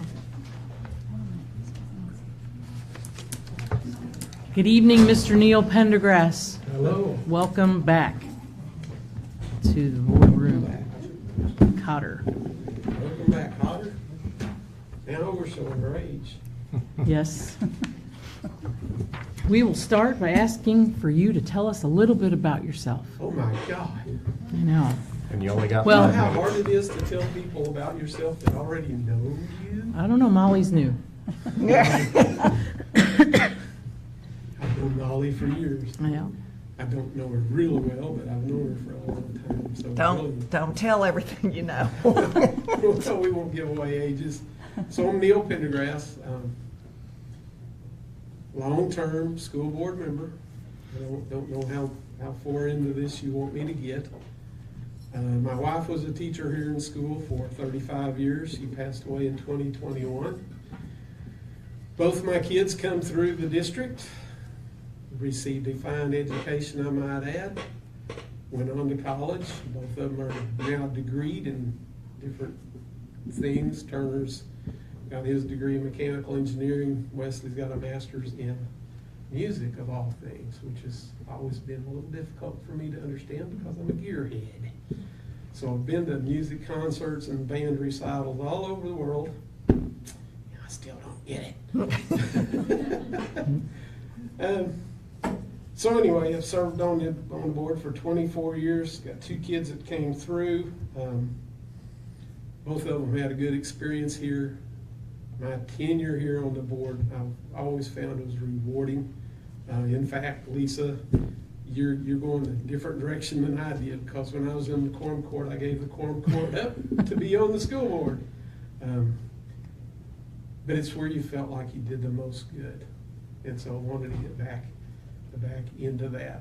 I chose not to rerun because I was retiring. It was kind of healing from the loss of my wife, and both my kids live a few hours away from here. So I wanted to free up a little time. A 4-year commitment is a big commitment, and I was not about to go on to another commitment not knowing full well that I could complete it. Okay, so when you look at this position, I'm going to tell you right up front, I wish you'd tell me now. You want somebody short-term, or do you want somebody long-term? If you want somebody long-term, I'm not your guy. Okay? I'll give you 7 or 8 months here, and we'll be more than happy to do that. I'm very proud of my school board experience in the past. Would love to add another 8 months or so to that. Anyway, to move on a little bit more about me, of course, I was on Arkansas School Board Association Executive Board. Every office I've held that, only person from Mountain Home to do that. I was even president of that board for a year. Got a lot of training from the ASBA. Some of y'all were in Little Rock with me for this last one, but I've got the Master Board Member, got the Pinnacle, got the Platinum Award, and I've got the President's Award, which is just very, very, very few people in the state of Arkansas that has the President's Award, which was 500 plus training hours. So I took my position on the school board very seriously, and if you want to do something and do it right, you've got to learn it, all right? You've got to know what you're doing. You got to know the laws. You got to know your policies, and that was an indication of my my commitment. As I mentioned earlier, I served 5 terms on the Baxter County Quorum Court. Those are 2-year terms, so it's 10 years total. I was on the Personnel Committee and the Budget Committee. Former president, Arkansas Society of Plastics Engineers, so yes, I'm a little plastic guru at heart, which is why the lab kept me around for 48 years, if you just want to know the truth about it. So I am a 48-year employee of Baxter Health. Upon my leaving, I was a superintendent over injection molding, where I, believe it or not, trained people a lot. In fact, now I'm contracting with Baxter Cleveland, and I'm doing some training down there too. So it is not the same as having a education degree, but I am very familiar with training. I think I will leave the rest of it for closing. Okay. Mr. Pendergast, good evening. Thank you for being here. I get to ask you the first question. Please tell us why you're interested in serving on the Mountain Home School Board. To be quite blunt about it, I think y'all need the help. I think you need it now. It's not going to require a trip to Little Rock for me to get trained to be able to step on the board. There's a lot going on in the district. That is part of it. I think the rest of it I'd like to leave for closing, if you don't mind. Yes, sir. Thank you. Next question. What unique qualifications do you have that would make you an asset to the students, staff, and families of the Mountain Home School District? Oh, gee, let me see. You want to just hit that again, or? Regional Director for the ASB for this area. Served 2 terms, your term limited there, so I could not run for that again. So immediately turned around and ran for the ASBA board itself. And of course, I've covered, and most of y'all sitting here, maybe the exception of Scott, knew my service there on that board. The other thing is I have a tremendous number of connections. Can you believe that? And I know that you guys that were down with me in Little Rock in the past have seen that. Whether that's the ASBA board, whether it's the legislative advocates and stuff like that. Okay, I do have those connections. Okay, Neil, my Uh-oh. turn. You skipped her. I'm the end. No, they're going in order here, like this X. What are 2 challenges that you believe are currently facing the Mountain Home School District? Public trust, Okay. number 1. What would you do? The second thing that you've got to worry about is what are you going to do about those needs that you identified in Little Rock when you came out and asked for that millage? And those are the 2 things that you've got to work on immediately. Do you have any suggestions on how to do that?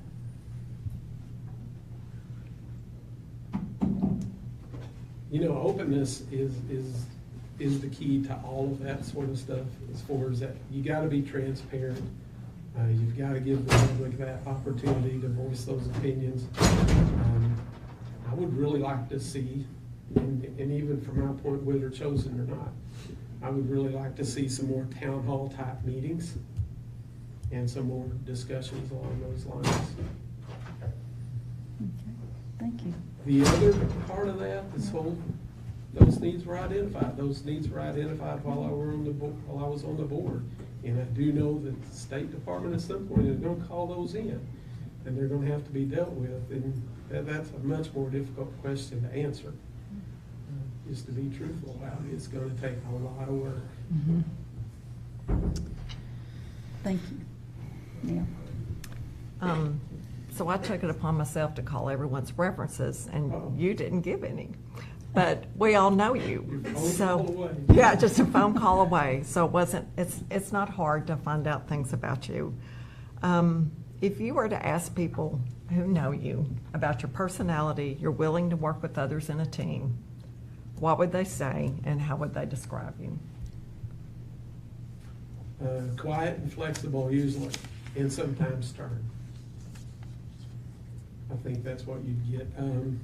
Once something's in my head, I think Devona used to say I was a little bit stubborn, and I think that's probably the case. If it wasn't, I wouldn't be here tonight.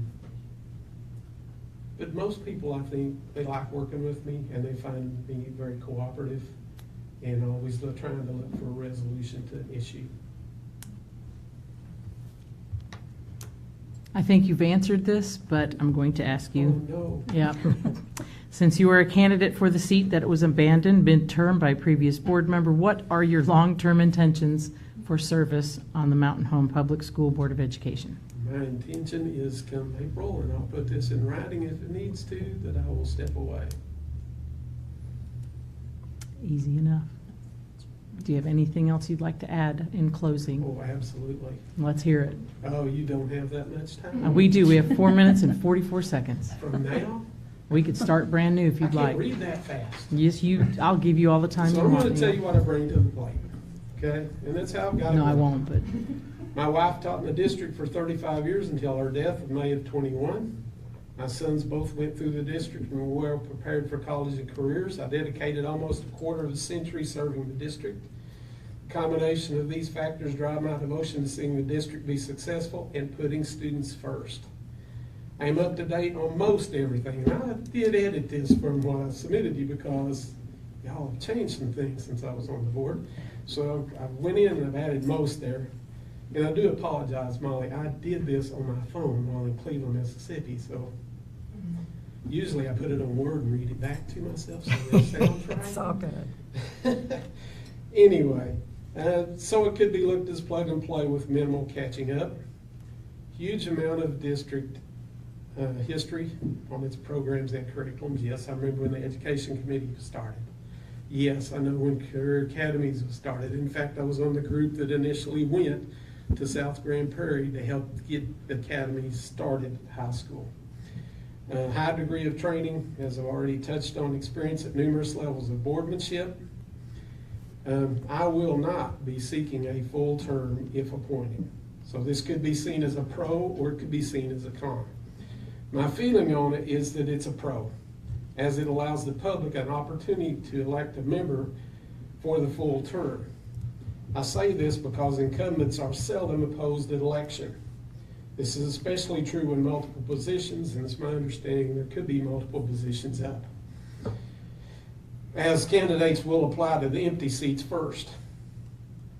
Whoever's selected now will be seen as the incumbent at election time and thus probably not be challenged. I can say this firsthand as I went unchallenged for 5 consecutive school board terms and 4 of my 5 court terms. The only opposition I had was when I filed against someone for an empty seat. If I had been appointed to that position, then I would not have been through a full election process during my entire tenure. Right now, the public opinion being low, giving citizens more say in who's representing them long-term is a definite plus. Finally, it helps separate legitimate board candidates from those who see this as the easy way on the board. If a candidate wants the position, they should have no issue putting out the energy necessary for an election cycle. It is what each of us had to do to be initially elected. Now, this is kind of negative, but I'm going to add it because I've still got an hour and 30-some seconds. Or a minute. minute. An hour. How about a minute? About a We'll give you a minute. So you don't have an hour. My whole tenure on the board, I have never seen public opinion at the point that it is today. And I can say that and look any of you straight in the eye. I have not.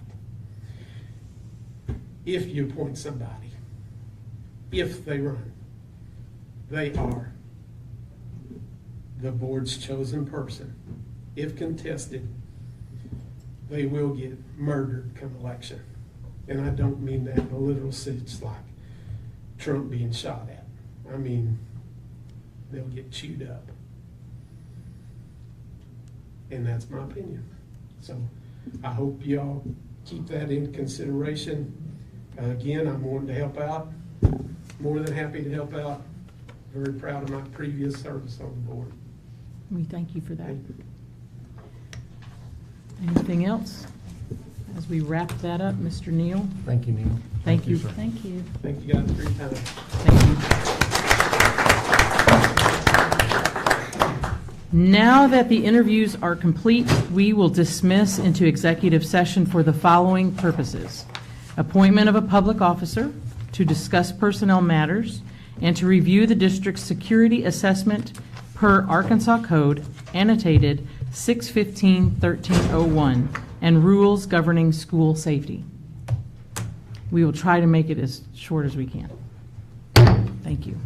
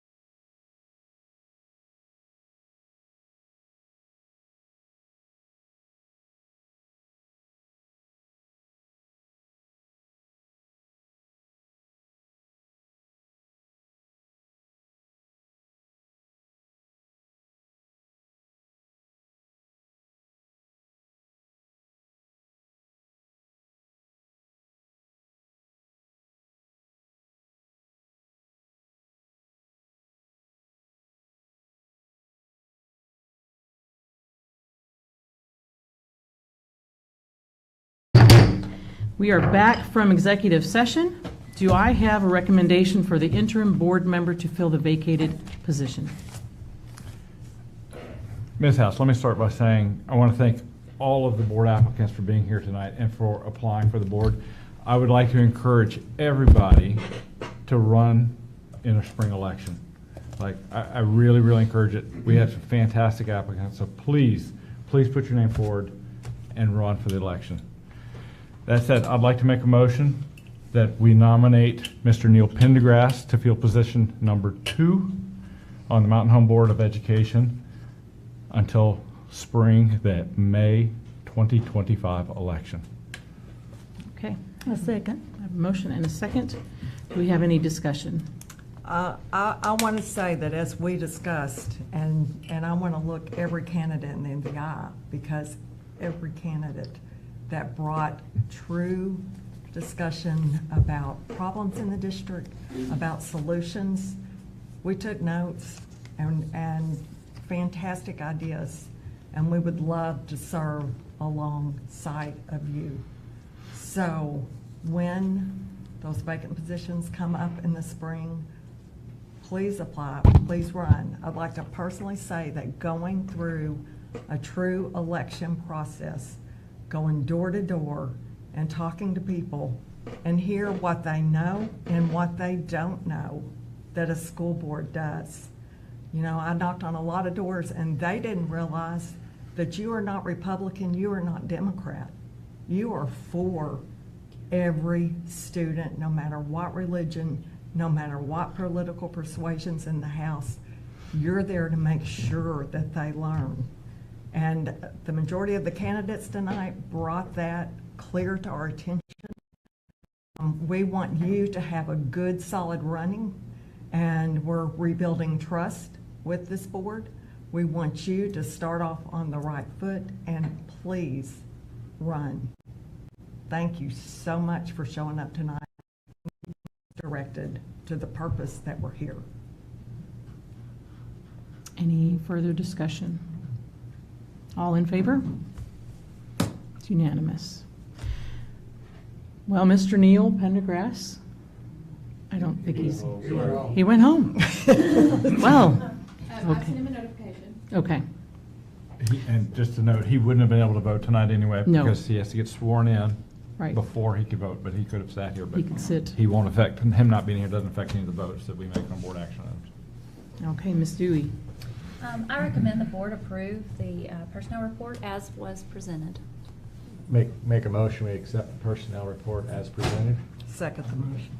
A motion and a second. Any discussion? All in favor? Unanimous. Thank you. All right. Now, we will move into academic reports. Ms. Lawrence, follow that.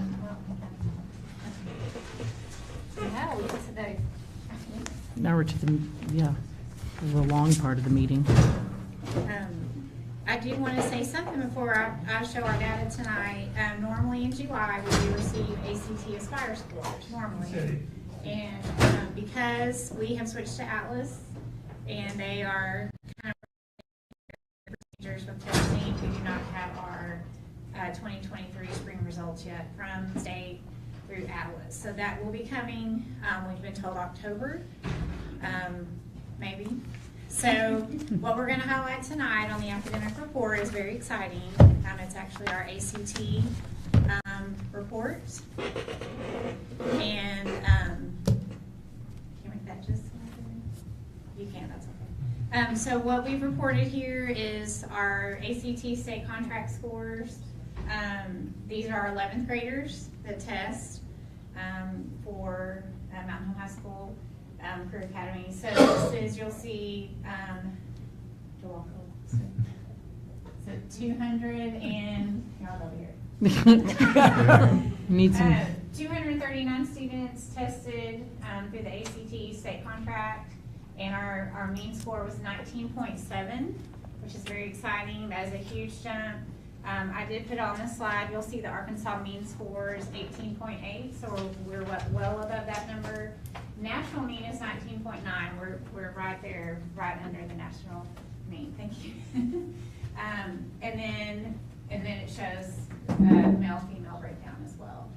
And if you go to the next one, you'll be able to see this is the over 4-year period projection here, and you'll see we went up from the previous year was 18.1, so we had a huge jump, 19.7, overall growth of 1.6 points this year with ACT. Ms. Russell is here. She stayed representing. That's just really exciting news for our teachers and our students.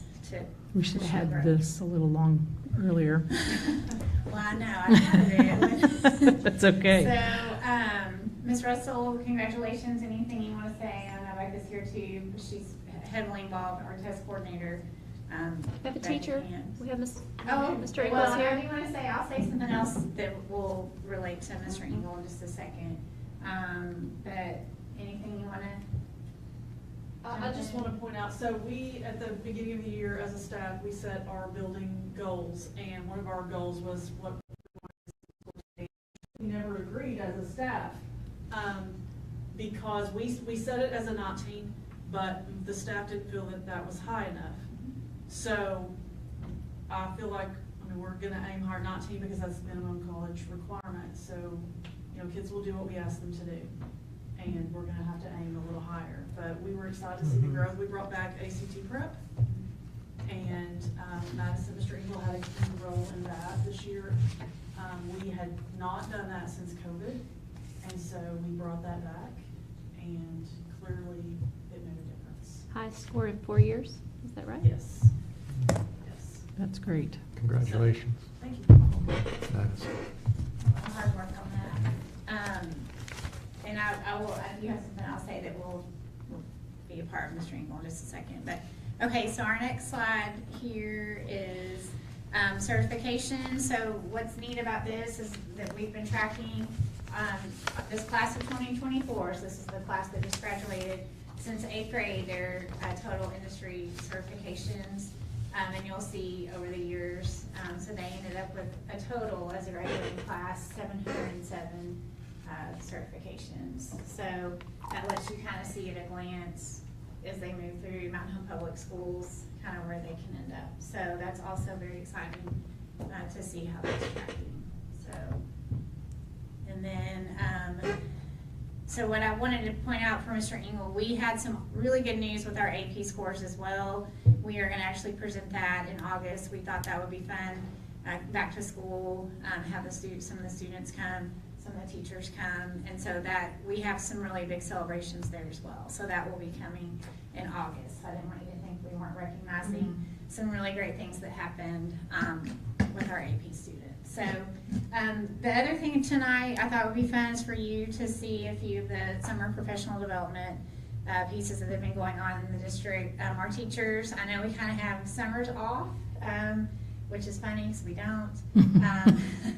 There is no off anymore in education.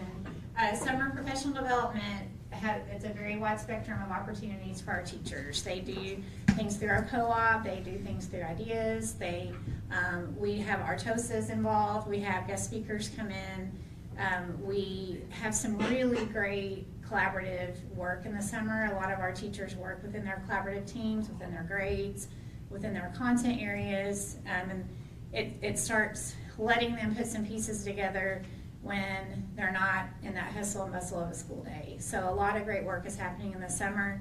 I highlighted just a few things because I had some pictures of these. We had a really great CT leader training with TOSAs, CT meaning collaborative teams. Our GT teachers got to meet with us in Seton. That was one that was, you can see that's the high school library. Our leadership team, we had our leadership retreat, and we also had a really great 2-day session at the co-op. It's called Daunting But Doable, and that's with Janelle Keating. She is, well, she's kind of like Oprah for professional learning communities, for lack of a better, I mean, she is kind of the lady that she has lived and breathed professional learning communities for 20 years. She has all the backing that you would want if you're gonna take advice from someone. And so she's in that photo, she's in the middle, right by Kristen and Lindsay, and we're actually gonna get to see her again Monday in Batesville. Matt Sutton led us in some wellness things. That was part of our leadership retreat. That was really helpful, trying to encourage all of us to take care of ourselves so we can take care of kids. So that was good. And then a couple more on here. We had several that attended the PLC Institute in Little Rock last week. I actually got to be part of that. Ms. Russell was there. And we took several teachers from the high school and from Nelson Wilkes Heron, and that was a 3-day event. It is Solution Tree. I know there's been a little bit of drama with that, but this program, it's not about the company, it's about great teaching. And so that's what that development was for. And then I did link our PD catalog on the next slide if you want to see some other opportunities that have been going on. But very exciting. Our teachers are always trying to get better for their kids, and I always think that's one of the great things about Mountain Home Public Schools. So, any questions? No, ma'am. Great job. Thank you. Thank you. All right, financial reports, Ms. Cotter. The fun stuff. It's quiet in here. Good evening. Good evening. We'll start with the changes in fund balance for the month ending June 30th of 2024. We ended the month of June with $14,119,196.34. To just draw your attention to some of the unexpected things, in Fund 2214, we dispersed and were also reimbursed in June for the teacher merit pay. We had 13 teachers that received that payment, and those payments ranged from $1,500 to $7,500. Then in Fund 2265, in our catastrophic funds, I wanted to point out that we got approximately $70,000 more than we anticipated, so that was nice to get that extra. Any questions? Okay, moving on to the statement of changes in revenue, expenditures, and fund balance for June 30th, 2024. We had total revenues of $3,754,306.09, with total expenditures of $6,630,171.31, and those big expenditures were the summer payrolls that hit in June.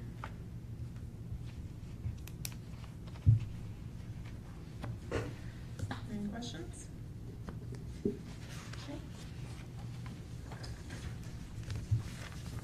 Next, we have our monthly operating fund balance tracking, and we ended June with $7,465,359.22.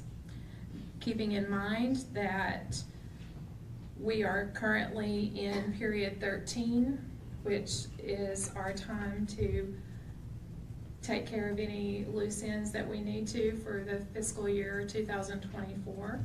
And so you will see this balance fluctuate some as we make corrections.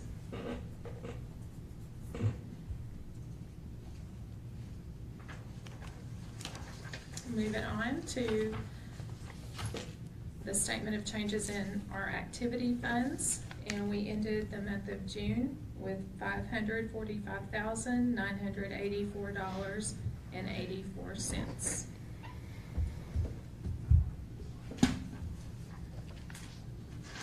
That's all fixing to change. School's starting. Any questions for Ms. Cotter? No, thanks, Leah. All right, enrollment report. So you'll see the number, 3,703 students. That is about 24 students lower in the kindergarten class than we were last year at this time. I did talk to Mr. Roach today. He had gotten a couple more kiddos, but not enough to significantly change what we're looking at. They did last year, they were up 24 now, so 3,000, well, they had 237 kids at this point last year. at the high school, at the Kindergarten. kindergarten. I know, it's okay. At the It's cold. kindergarten. By the end of the school year, we had 280 plus. So, do I think we'll have 280 kindergartners next year? I don't. But I don't think we'll have 207. I think we are looking at a smaller year, but I could be wrong for kindergarten. We have talked to some local superintendents. One on one side is up, the other side is down. So really not seeing any rhyme or reason for the lower numbers. But kindergarten teachers will start the year a little lower than they have in the past. They will not be at 20. And they're really excited about that opportunity because they think they can make some significant difference in some students academically. Very true. So we're going to be watching kindergarten. We are going to do a kindergarten push on social media. In the next few days, you'll see that come out. Just reminding folks that have not registered that they can register, reminding them of the cutoffs so that the cutoff dates are clear to our families about what age you can start kindergarten, et cetera. New student registration is next Friday too, so. That's right, so we should see some more at that point as well. Does the county or the state publish? Whoops. Hi, Neil. No, Welcome back. You're in the right place. That door. Come back here. You want Thought here? our I'll school move safety. over there. Gotta go, we moved gobby gobby to the lake. Well, you can sit. Well, you just can't say anything. So you just can't vote. That's why we did it. We didn't want to buy a new name tag. No, I'm gonna sit on, Let's move down. so I we have can have teased this these people for Save us how many years $52. about this being the evil side of the table. Yeah, I know what happened to the last How much guy. are they? $52? How's it feel over there, Neil? How's it feel? Very strange. Surrounded by But women. considering you got the three of them behind you, I might be better off. This is a much worse view than this. Yeah. You sure you don't? Yeah. I do appreciate y'all's confidence, I really do. Sir. Yes, sir. Well, We appreciate you Yes, sir. for having all the It's gonna experience. be short but sweet. How many months? Not many. Not You're many. already counting I down. think it's 10. I was counting on the way here earlier. I think it's 10. Thank you Yes, for your thank you, willingness Neil. to be here with us. Do I need to say that speech we had or no? Probably later. All right, we'll save it later. Good grief, how do my neighbors know things before I do? It's all over All in Facebook. the news. We're live streamed. Yeah, Our live stream. we are on YouTube, you know. Ah, We're on YouTube. Yeah, And we encourage. that would explain it. Yeah, we're on YouTube now, so. a YouTuber. I'll have to Okay. behave then this time. Ah, you're sitting by me. Hi- I'll take hi, care of you. Molly. Where have we left off? Where I are was we? asking Miss Dewey a question. Okay. Does the state or county put out how many We do. kids of a certain age? So can we tell from, They give us a projection. but hey, maybe we're down because there's actually fewer kindergarten age kids this That's- year than that's- in this age group, or is it? That's how they do their projection. Sure. So I think they have us at 354 or 355. That's probably pretty accurate. Last year, they were off by 30 kids. You know, we had some move-ins or something happened, they were off, but they do give us a projected number on the birth rate, Right. and then also on just statistically how we have done over the years. So it looks like they're gonna be pretty close this year to that kindergarten number. So, like I said, we'll do a push, new student registration, we'll remind folks of the age. You know, people have had their kids home all summer. They're 5 after, right there in August, and they're like, you know what, you are gonna start school. You know, How we about were some gonna wait a year, but we're gonna go ahead. Chuck E. Cheese coupons or something? Yeah. So I don't know that we can bribe them. No but, bribery? No, probably not. But we'll get them Okay. the year after. But, seriously, we'll have some of those situations if they're still on the fence about holding out a year or coming. So we'll. Is there anything on But that? yes, there is a Thought it had projection. Bob on there. No. All right. Student transfer update? Student transfer update, we have 3 in, 1 kindergartner and 2 homeschoolers that actually live in the Yellow District. Have not been here before and are gonna come to Mountain Home. And then we had 1 out, special situation that any one of us would have said, yes, that's the best choice for your family. They actually have a Gasville address, the child does, incoming kindergartner with a Gassville address and some needs that can probably, the parents feel more comfortable in a smaller setting. So +2. All right. Mr. Knight, facilities update report. Okay, so since last time, got the insurance to approve the contract that you all approved. Got that signed, and they have started on the kindergarten roof. Still say that it's possible that they'll have it done before the start of school. I mean, but everything has to be perfect. Rain, Temperature. no problems. They actually said if it gets hot, they're just working night anyway. And then, of course, they'll start working at night or when we need them to, when we, if they don't make the date, so. And then I just wanted to give you some bad news. So I think last year, we had the large heat and AC unit on top of the high school exploded. This is the second one. It did not explode, but the heat exchangers did in it, so I've got that out for sealed bids. So you should see that next month. So we need to get it in before it gets cold. AC still working on it.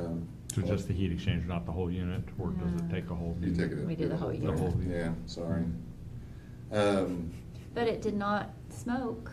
Yeah, it didn't explode. We didn't Like have we to did last evacuate year. the building. Yeah, so that'll probably be about 40. So unexpected expense. And then I went ahead and updated the where we're at with all the projects. Pretty much everything's started, and I don't see anything so far that makes it look like we're not going to get all those things done that need done. So, any questions?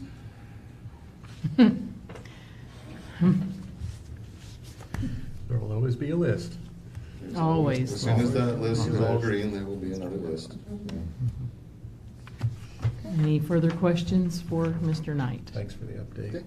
Thanks for the update. Happy summer. All right, presentations, Ms. Cotter, for the 24-25 budget discussion, board report, budget summary.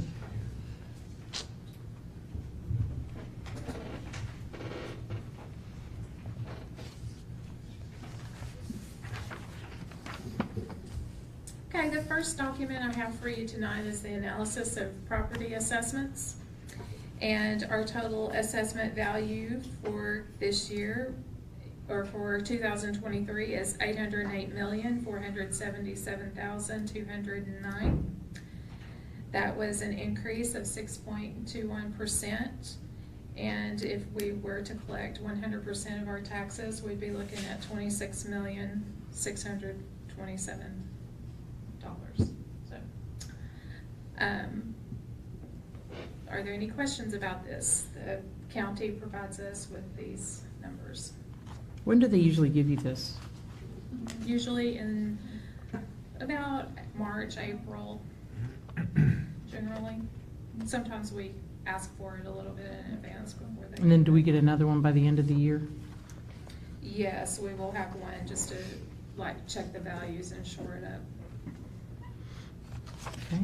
So this year's numbers is based on last year's 2023 assessment, is that correct? Yes. Okay. Any questions for Ms. Cotter? Okay. On the next page, you will find a projected state aid for the fiscal year of 2025. And again, these are just projections that Donna and I have done based on our third quarter ADM, which was 3,782.44. And as you noticed on the previous page, our tax collection is up, so the state contribution for foundation funding will be less to help us get to that $7,771 per student. Which you'll see on 23-24, the state foundation funding per student was $7,618. It is up $153 this year, so that number went up from the state. That's correct. And then, of course, we will still receive our teacher salary equalization funding and our Learns Act funding.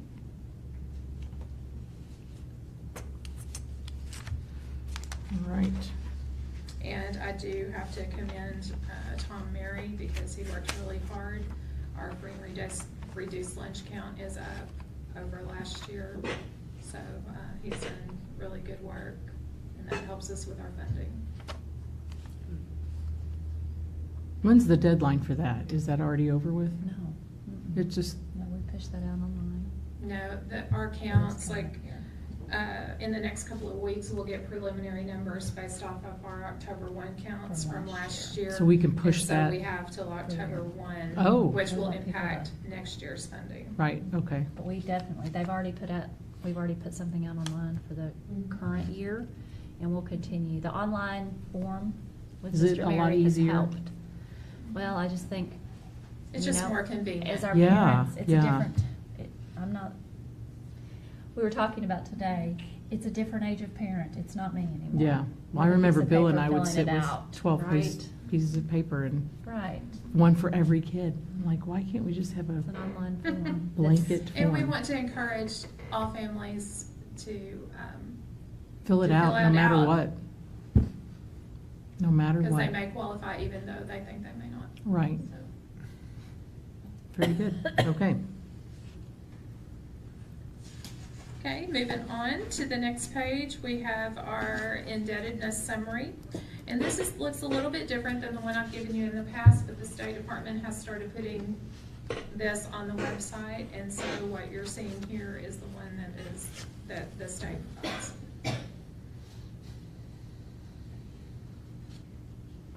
If you go over to the column that says fiscal year 24, principal 25, and interest 25, you can see the QSCAB interest payment of $57,812, and then, or that's the principal payment, and then the interest payment is $43,012.50.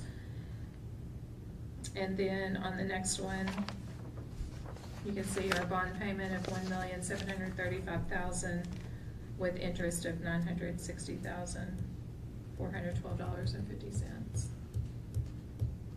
That gives us a total of $2,796,237 in our indebtedness payments next year. Ms. Cowder, may I ask you a question?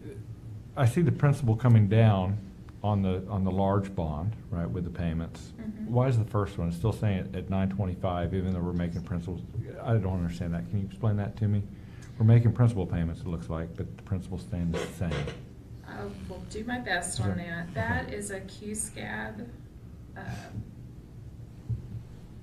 from ARRA money. Very old. Very old. And it's several years old. Okay. And it will mature in June of 2027. And so when we will make that final payment, and we have, help me Donna, the fund we have. There's a QSCAB scheme. No, I will. I forgot it's. There's about 3 schools in the state that still have, is it 3? Us and 2 others? Yes, they're not even allowing We us don't do it. We're just not allowed to do it anymore. Sure. Is it 3130? Yes, 3130. I couldn't remember the number. Again, I wasn't trying to put you on the spot. I'm just sitting here like, why is that number not changing? Well, it's okay, but 3130 kind of acts like an escrow account, and so when we make a payment, we put that amount back into 3130. And so when that comes to maturity and we pay it off, they'll send us back. Okay. All right, thank you. But I can get more clarification if you want that. We've paid off one already, and that was my first experience with that. So Yes, ma'am. that's, but I'm happy to get you more information. Thank you. Any further questions on that page? Barring none. I finally got you, Steve. Mhm. Okay. Next, we have the preliminary budget summary, and again, this is preliminary. We are still in the process of finishing up some things, making sure we have salaries coded in the right places. And Donna and I have met with the principals, and sometimes she has met with them herself when I was unable to. But when we bring this back to you in August, we will have a balanced budget. There are just still some things that we're working out and making sure we've got everything coded properly in the right places. More specifically with all the teacher salaries. And what you're looking at is this first draft. I was talking to Ms. Cotter and Ms. Donna. We are estimating revenue very low, and expenditures, we're spending a lot on this first draft just to get a really good look. But I have no doubt that we'll be bringing you a balanced budget next month. That's good to hear. And I will say, I commend all of the administration for helping us watch and monitor, so that we ended this year, it looks like we're gonna end this year a lot better than we had anticipated, so we're pleased about that.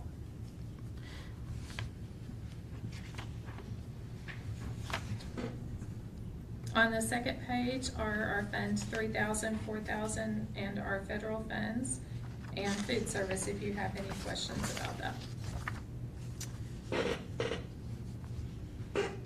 You can see our debt service payment there at 4,000 that we had previously talked about. Okay. Anything for Ms. Potter? And I'll just say, I know it's been a challenging year budget-wise. So to be in this position we're at, I echo Ms. Cotter. So I know there's a lot of tough decisions been made, and a lot of work's been put into that. So thank y'all for the work that you've put in, Ms. Dewey, and your staff. Teachers have just done a fantastic job working along with their administration. I don't know that anybody's done without, but we were able to figure out how to be a little more efficient with some things and still be effective. I think you just saw with the ACT scores.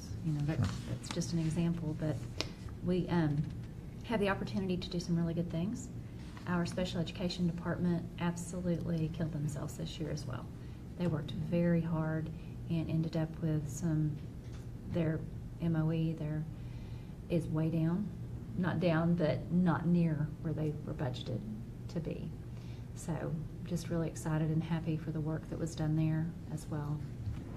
We've got a great group of people working really hard. Yes, ma'am. Yes, we do. And it was Thank you. all hands on deck. It really was, that everybody worked hard. Thank you, Ms. Cotter. You're welcome, but it was good teams behind me. It wasn't just me. Are you ready for board action items while you're up there? Sure. Okay. Request to approve 24 through 26 contract disclosures. So we will, we'll be asking folks to, yeah. Okay. Um, I've got it bigger if you need to. You want me to read them, or do you have it? I have it. Oh, Okay. I'm sorry. No, you're fine. You're talking to me? Yes, ma'am. Okay. All right. So tonight I've provided a list of current staff and/or board members that I have contract disclosures for. As always, sometimes throughout the year we will learn of other things that need to be disclosed, and so at that time we will bring those back. These contract disclosures or related party disclosures are on a 2-year cycle, and so for me to keep up with them better, I keep them on the 2-year cycle. So this is for 2024 to 2026. And anytime I bring something to you this year, throughout the year, it will still be June 30th of 2026, just so we can keep them all sorted and not have anything go through the cracks. First, as shown in the background, this is a requirement of Arkansas Act 1959 that administrators, board members, and employees of the district disclose any affiliation that they may have that the district might do some business with. This is, as I said, a requirement, and so I'm asking the board to approve a resolution to do business with the following vendors. It doesn't necessarily mean that we will do business with those vendors, but we want to disclose that up front because nothing can be exchanged without this approval. So first, we'll do the board members first, if that's okay. And I have noted if you need to leave the room for the voting purposes. So we'll start. Miss Molly, Okay. just take a walk. I will, To the dark but I do side. want to say this because I want the public to know. Sanders, Morgan, Clark and Floyd, which has also been Johnson Sanders Morgan since the late 1970s, has offered free legal service. So I don't know that the public's aware that that firm has never invoiced the district and do not anticipate doing so. So as far as that conflict, I just want folks aware. Yes. And it's just community service. It's how it ought to be done. The only time that that might be different is if we were to purchase land or something like that, and they're the agent for that purchase. So there have been times in the past that has been the situation. So that's why we really felt it necessary for Right, you to. and I'm have gonna wait disclosure. on that. Okay. Make a motion, we approve a resolution to do business with Sanders, Morgan and Clark. I have a motion. Do I have a second? I'll second it. All in favor? Any discussion? Unanimous. Okay. Me or Jason? You go first.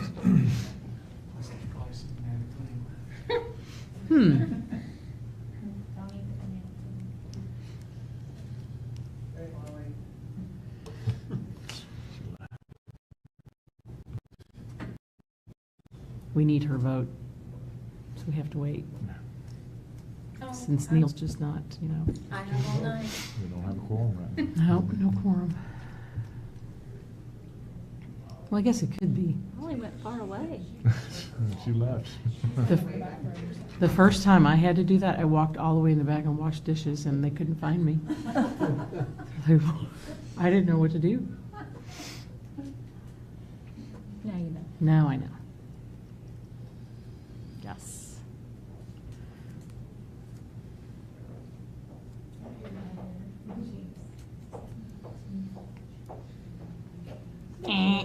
You're out.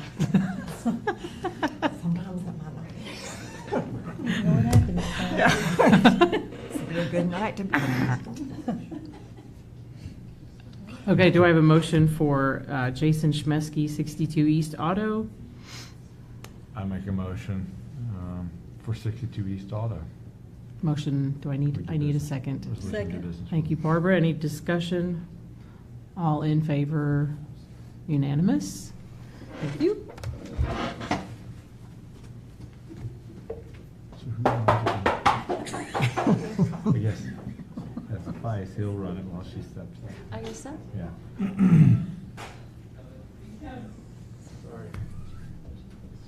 Jason, you're president right now. Mr. Vice, you get a. Vice President. Okay. Okay. Do we have a motion? I'll make a motion that we approve a resolution to do business with Connecticut and Mr. Leos. Second. We have a motion and a second. Do we have any discussion? Hearing none. All those in favor? It's unanimous. Yes, Barbara, you're up. Reminds me of tag team wrestling. Eventually, we're going to finish that bread pudding, or banana pudding.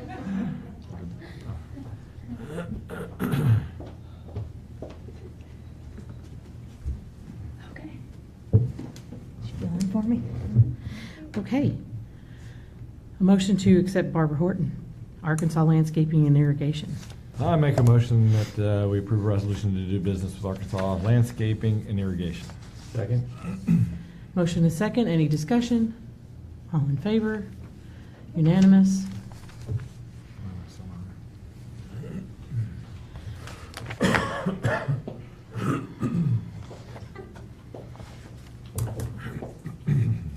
Banana pudding time. Okay. Do you have any questions about any of the others listed? Make a motion, we accept the recommendation as presented to do business with the vendors listed. I have a motion. I need a second. I'll make a second. Thanks, Scott. Any discussion? All in favor? Unanimous. Thank you. Ms. Cotter, request to approve purchases over $20,000.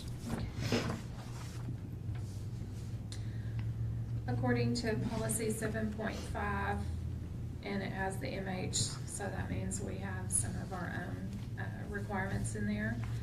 The board action, there requires board action for purchases in excess of $20,000 in addition to certain bidding procedures for many purchases. And so what you will see here is a list of vendors that the individual purchases are over $20,000 for most of these. Then we have some such as with various HVAC needs, that sort of thing. Sometimes those expenses come up and we have to do emergencies if we have an emergency situation. So we always like to make sure that that's brought to your attention. And then we always try to follow up with you on that. And then if we have anything that's going to be a single invoice over $20,000, we're putting that out for bids, sealed bids. So, and then that comes back to you. This list is a little bit shorter this year than it's been in the past, so it's likely you're going to see us bringing more single board action items to you throughout the year. All right. I have a recommendation. I need a motion. Well, we gotta make the motion first, right? Okay. Yes, please. Make a motion, we approve the payments listed to the vendors for the 24-25 school year. And I'll second that. Thank you, Molly. And then I'd like for you to explain the Gainesville school Okay. situation. That was interesting to me, and I didn't understand that till Okay. this. Up around the state line, we have an area that we have mountain home students but difficult to get to. Mhm. And so it was determined many years ago, and I would have to go back and research how long this has been going on, but I know for at least 10 or 12. 16. Is it about 16? It's about 20 something. You probably remember. Yeah. It was going on when I got on the board. Oh, it's almost 30 years. And really, I think it's because you Yeah, have those to kids track are- those are students those to kids' get to kids. them. You do, I believe. Yeah. Anyway, it's more beneficial to those families for the children to go to Gainesville. It's a much easier trip. Mhm. And it also helps out our transportation department because of this circumstance of getting to the children up there. We usually have, I don't know, around 7.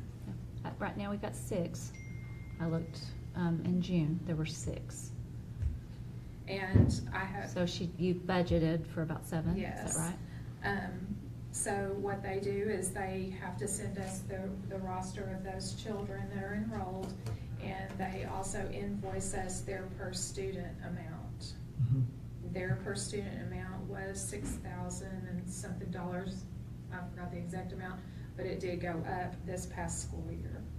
And the school choice doesn't apply state to state, so that's why we have to pay. Now, it makes sense. It's. Good to explain it for those Yes. that don't know. Transparency. At its finest. Okay, now I need, You've had a motion. all in favor? All in favor? Unanimous. Thank you. All right, Ms. Cotter, request to approve food service bids for the 24-25 school year. Okay. I bet this has been challenging. Well, again, thank you to Tom Yeah. Murray for his hard work. I know last year when he brought food service bids to the board, there were questions about why we didn't have more vendors. Part of it is because of the area of the state that we are in. Yeah. And so he has really worked hard to try to make contact with more vendors, and he did succeed. So we had 3 milk bids this year, 2 bread bids, can't say that fast, 4 chemical bids, and 4 for grocery and supplies. We've never had 3 milk bids. Never. I know. Now, I do want to talk about that for a little bit because you're probably going to have questions when you look at that. The highlighted items are the ones that he is asking for your approval. When you look at this milk one, you're going, hey, what? You're accepting 2 bidders and one of them's more than the other. For the longest time, we only had the one company that bid for the milk. This year, he got another one, and that bidder is cheaper. However, the other bidder is one we're currently using, and they provide our milk coolers. So rather than wipe all of that out in 1 year, we are trying out this. We would like to try out this first bidder, and he's done part of the milk coolers with that for that bidding purpose. And then if that goes well, see if we can convert the other, or maybe bidder number 2 will step up, reevaluate their pricing. Yeah. So we bought a couple coolers, and that's the one that the bidder 1's milk is going in. And he has noted at the bottom for you the schools that will have bidder 1 and the schools that will have bidder 2. But that's the reasoning behind those different amounts in requesting both bidders. Very good. It's a good explanation, thank you. Okay. You're welcome. I need a motion. I'll make a motion that we approve get this off of here. The food service bids for the 24-25 school year. Second. The motion and a second. Any discussion over milk and bread? I think, kudos to Mr. Mary. So I was the one who raised some of those questions last year. So very good that he went out and solicited some more bidders, and this is going to work to our favor. It's going to work to the public's favor, students' favor. So very good. He digs his job. I love that. He's really into it. Throughout the year attended some trainings or food shows, things like that, where he's come in contact with other bidders that are other vendors and made some good connections that way. So I think that probably helped with this bid process. That's great. Very good. All in favor? Unanimous, thank you. Miss Lauren, oh, you're done. Oh, we'll get you back maybe. Miss Lawrence requests to approve the NWEA MAP license. Nawia. You'll see in the background a reference to Board Policy 5.2. That states each school in the district shall establish goals or anticipated outcomes based on the analysis of students' needs. NWEA MAP is an assessment for measuring achievement and growth in math, reading, and language usage. If you look down at the rationale, you'll see one of the main things we're moving towards is in reference to the Commissioner's Memo Number LS24042, and that each district is responsible for creating student success plans by the end of 8th grade that are reviewed annually and must at a minimum include the following, and you'll see a bullet point list there. And the third bullet point says address academic deficits and interventions. NWEA supports the student success plans and district slips goals in grades 6 through 10. Well, actually, that should be 6 through 12. I need to correct that. We added 11th and 12th grade by measuring student growth at BOI, MOI, and EOI in both literacy and math. And the cost of that for grades 6 through 12 would be $24,300. If you have questions about the assessment or the grade band, I'm happy to answer those.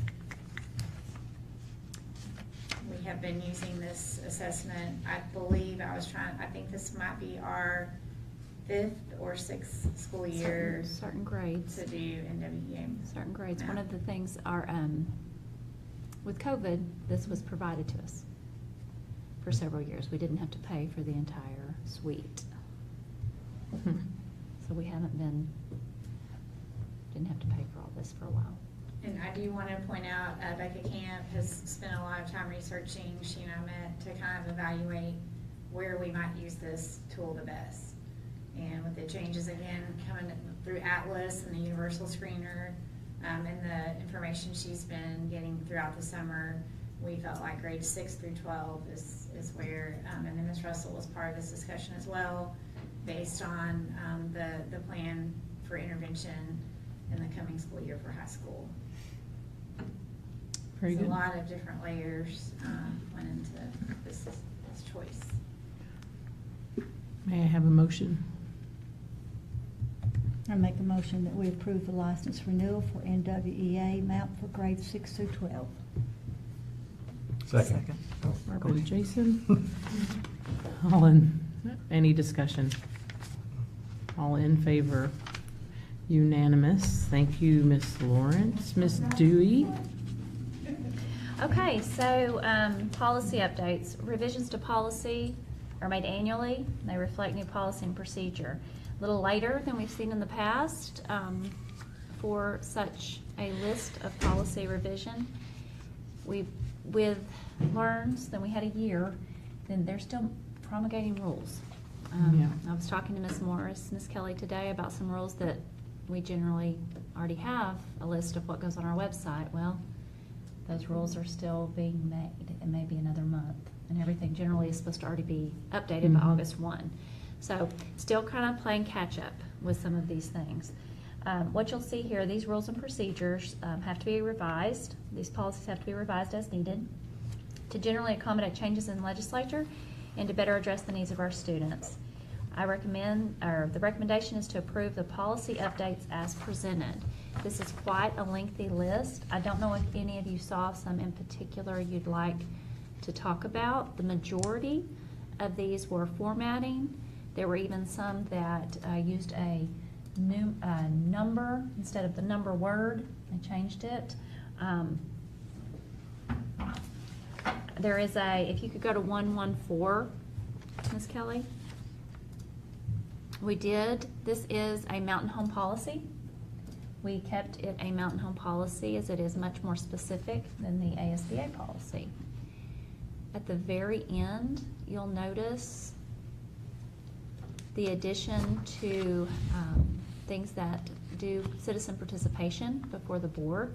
All of that is the same, but one statement that was in the ASB policy that had not been added to ours is that no item shall be placed on the agenda that would, operate to prejudice the board concerning a student or personnel matter that could come before the board in disciplinary or employment consideration or that is in conflict to district policy. We can stop those generally with the policy that we have on how to speak before the board, but it doesn't hurt to have it in there. So it's very clear as to why things like that are not allowed before the board in open session. You'll notice, I'm trying to see the big ones. You'll look at 447. It goes directly with 418 with some definitions of electronic devices. The statement under number 1, misuse of electronic devices, smartwatches was added, but also if you'll look at the misuses of electronic devices, we did add for Mountain Home policy, please refer to student handbook concerning cell phones. So that definitely makes that a little more clear. Because that policy could change from year to year as well. Yes. The handbook could change from year to year. So that specifies exactly where you look to find out what happens with cell phones. Trying to see. Was there anything else that you all noticed? Lots of formatting, lots. The Title IX practices in the 4s. Sex discrimination, sexual harassment was changed to sex-based harassment. You're going to see that, as well as in the 3s and 8s. And those we know had to do with the governor's executive order. Okay. And some other things with the Attorney General. Have any other questions on specific policies? There was a lot there, guys. Long But one. the majority of it is formatting. It really is, to make things more clear. Some, I believe, made it a little more confusing, but Yeah, there's, the goal was clarity through ASBA, and anything that we noticed that was not clear, we did try to add Mountain Home to. before it, okay. All right. May I have a motion? Make a motion, we accept the policy updates as presented. Second. I have a motion and a second. Any discussion? All in favor? Unanimous. Thank you. Mr. Engel? I saw Steve sneaking in, so I just kind of skipped right over him. Mr. Single. Pretty sure he's married. To Samantha Yes. At this time of the game, you know, we're all pushing it, so. These 4 policy changes come on the heels of what Ms. Dewey was just saying. A little late to the game, but 3 of them pertain to the changes in language of sexual harassment. The only one that doesn't is policy 3.2, it's teacher evaluations.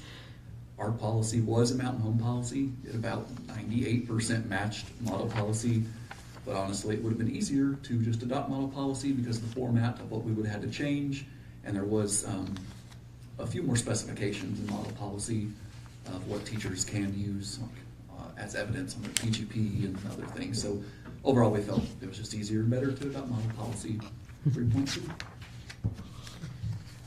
So with that, I ask that you approve these 4 changes for section 3.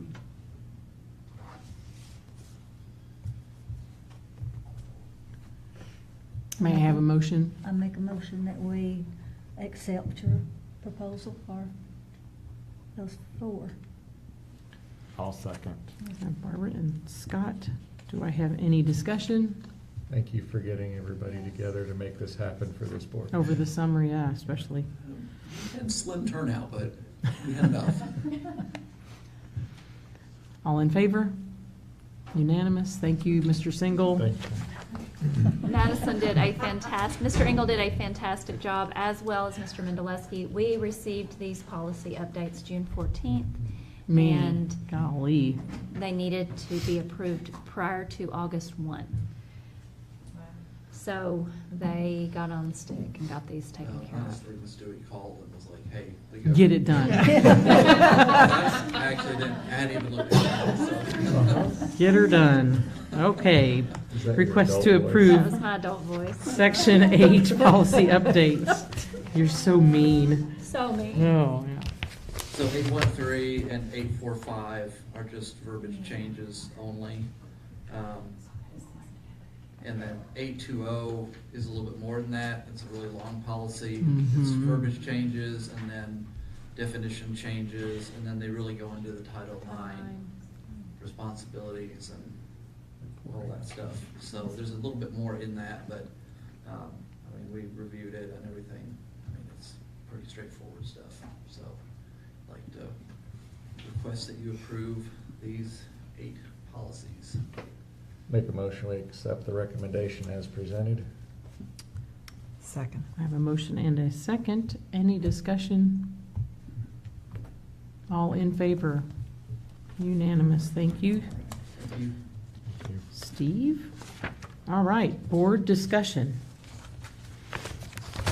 Welcome, Neil. Can you discuss? No, not yet. You're not bored. Good night, you guys. Thank you. Yes, Ms. Howe, I want to just bring something up and put it on the record. 2 meetings ago, we had a constituent address the board, and he strongly implied that we were violating section 1.1, which states that we'll follow all the statutes of the state of Arkansas and of the United States.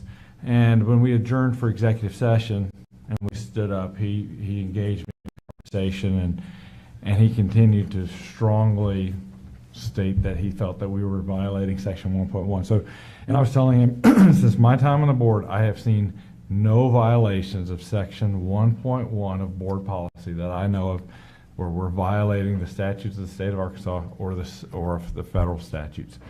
So because we were out of session, we had broken for executive session when he stood up and started talking to me. I wanted to get that on the record that we had that conversation and that I know of no instance since my time on the board where we have knowingly violated section 1.1 of our board policy. So, thank you. Thank you for clarifying that. On the record, duly noted. Anybody else have any? This was a very productive evening, and I appreciate all the folks that came out to watch, all the folks that's online watching right now. We had some wonderful candidates with lots of great opinions, new ideas for us to look at. It's always great to get input. I do think a few more town hall meetings or open discussions outside of board meetings will be probably put into our future. We have a lot to accomplish in the next few years, so. And welcome our new old board member, Neil. And thank you for all of the summertime help when it's summer and you're supposed to be skiing and enjoying yourself, but. Anyone else?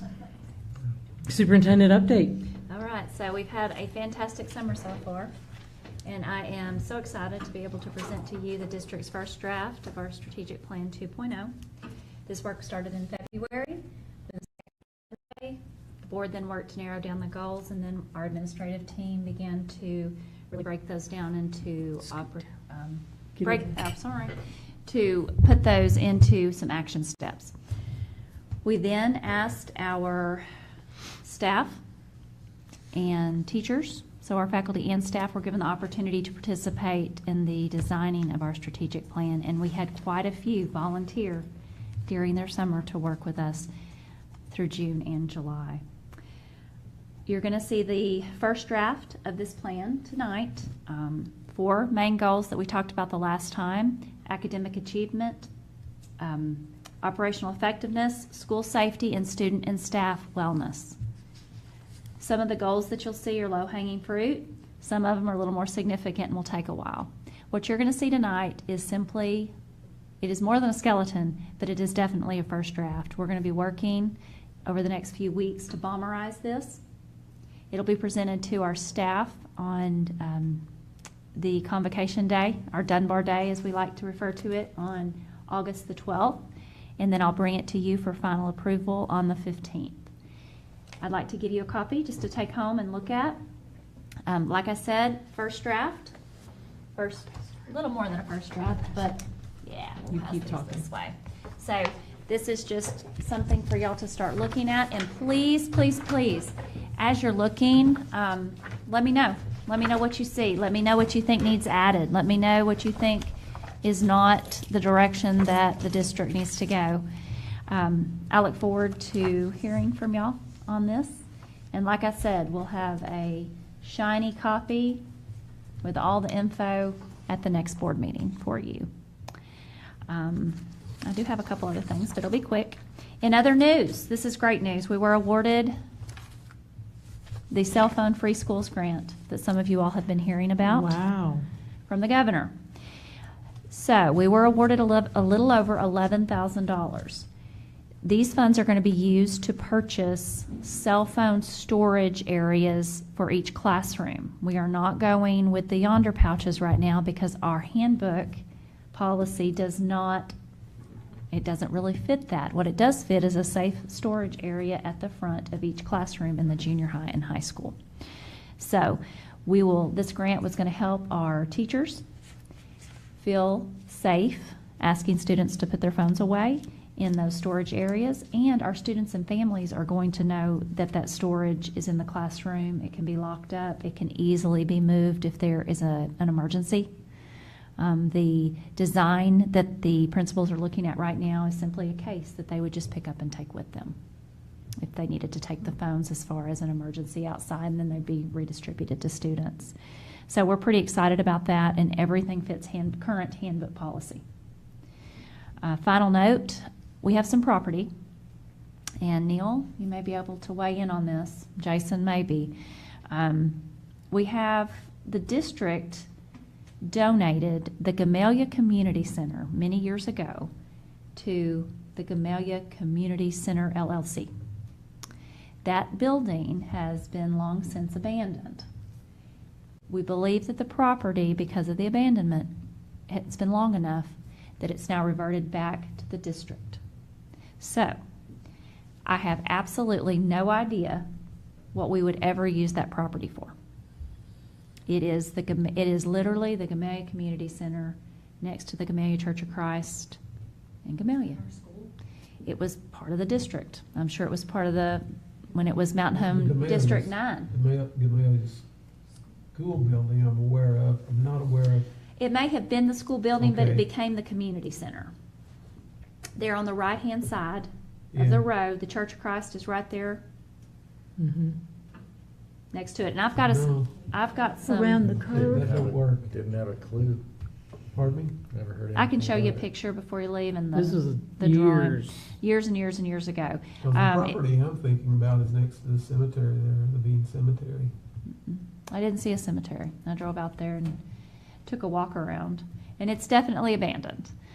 It was interesting. I'd had a phone call about it from a concerned citizen about squatters, and it's yours. Why are y'all not doing something about it? And then not 6 weeks later, so I started researching the property.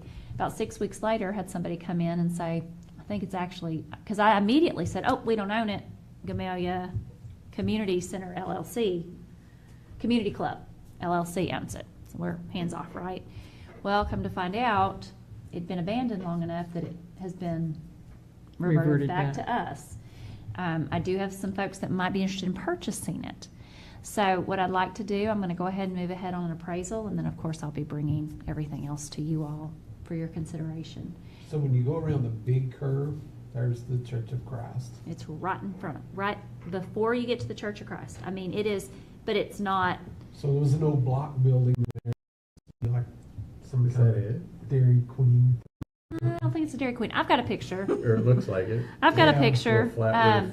No, it's a stone. It's old. Oh. It's a old stone schoolhouse or church or something right before the Church of Christ. So, Is it on the opposite side of the road? no, sir. Same side of the road. Sits Didn't know off. there was Now it enough sits room for all back. that right there. Now it sits back a little ways. There's a burned out trailer here, Mhm. Yep. and then it just kind of sits back just a little bit. You pass that every day going back to the old Bakersfield school. Yeah, Go it's through right there there. a lot. But It's right I there. didn't notice that.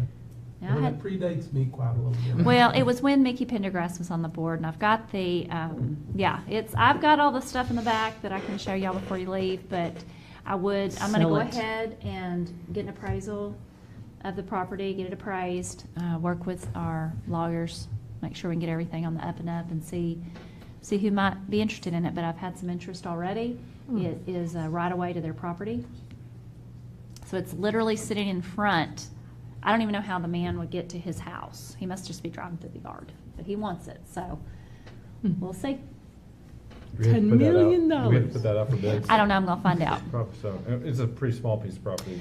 Pretty small, it's not an acre. Now I have to drive up there. I was thinking, Let's go I was tonight. gonna ask Come on, 32 everybody. million, but Let's make it a little later. Road trip. Little it's field probably trip. not appropriate. But good field trip if you wanna drive out there and take a look. Not together. No, go together. But. All right.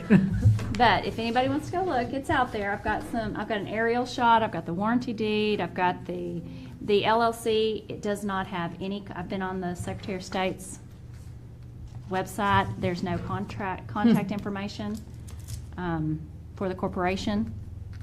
So I've got to get a hold of some Stennetts and some folks that are out there and know more about it and Want me to ring Howard up? make sure. Yeah, Well, everything he he is on the short list. I've got another gal that Gary called Pickle me. She would was be a- gonna call him because she thought for sure they would know. Gary Pickle will know for sure. So, and the main thing is figuring out exactly how long nobody's been in it. And that's gonna be tricky, but it's been long enough. So All that was, right. that was a little interesting side note. But, I mean. Any more tidbits of information you're holding back? That's all I got Come on. today. That's all I got. The Gamelia Tasty Freeze. I think this is a Google Earth Yeah. investigation. I think so. Land I glide. may have to bring that up right now. Okay. Anything else? All right. Move to adjourn. We are adjourned at 9:16. Thank you. I'll go get that real quick and show you.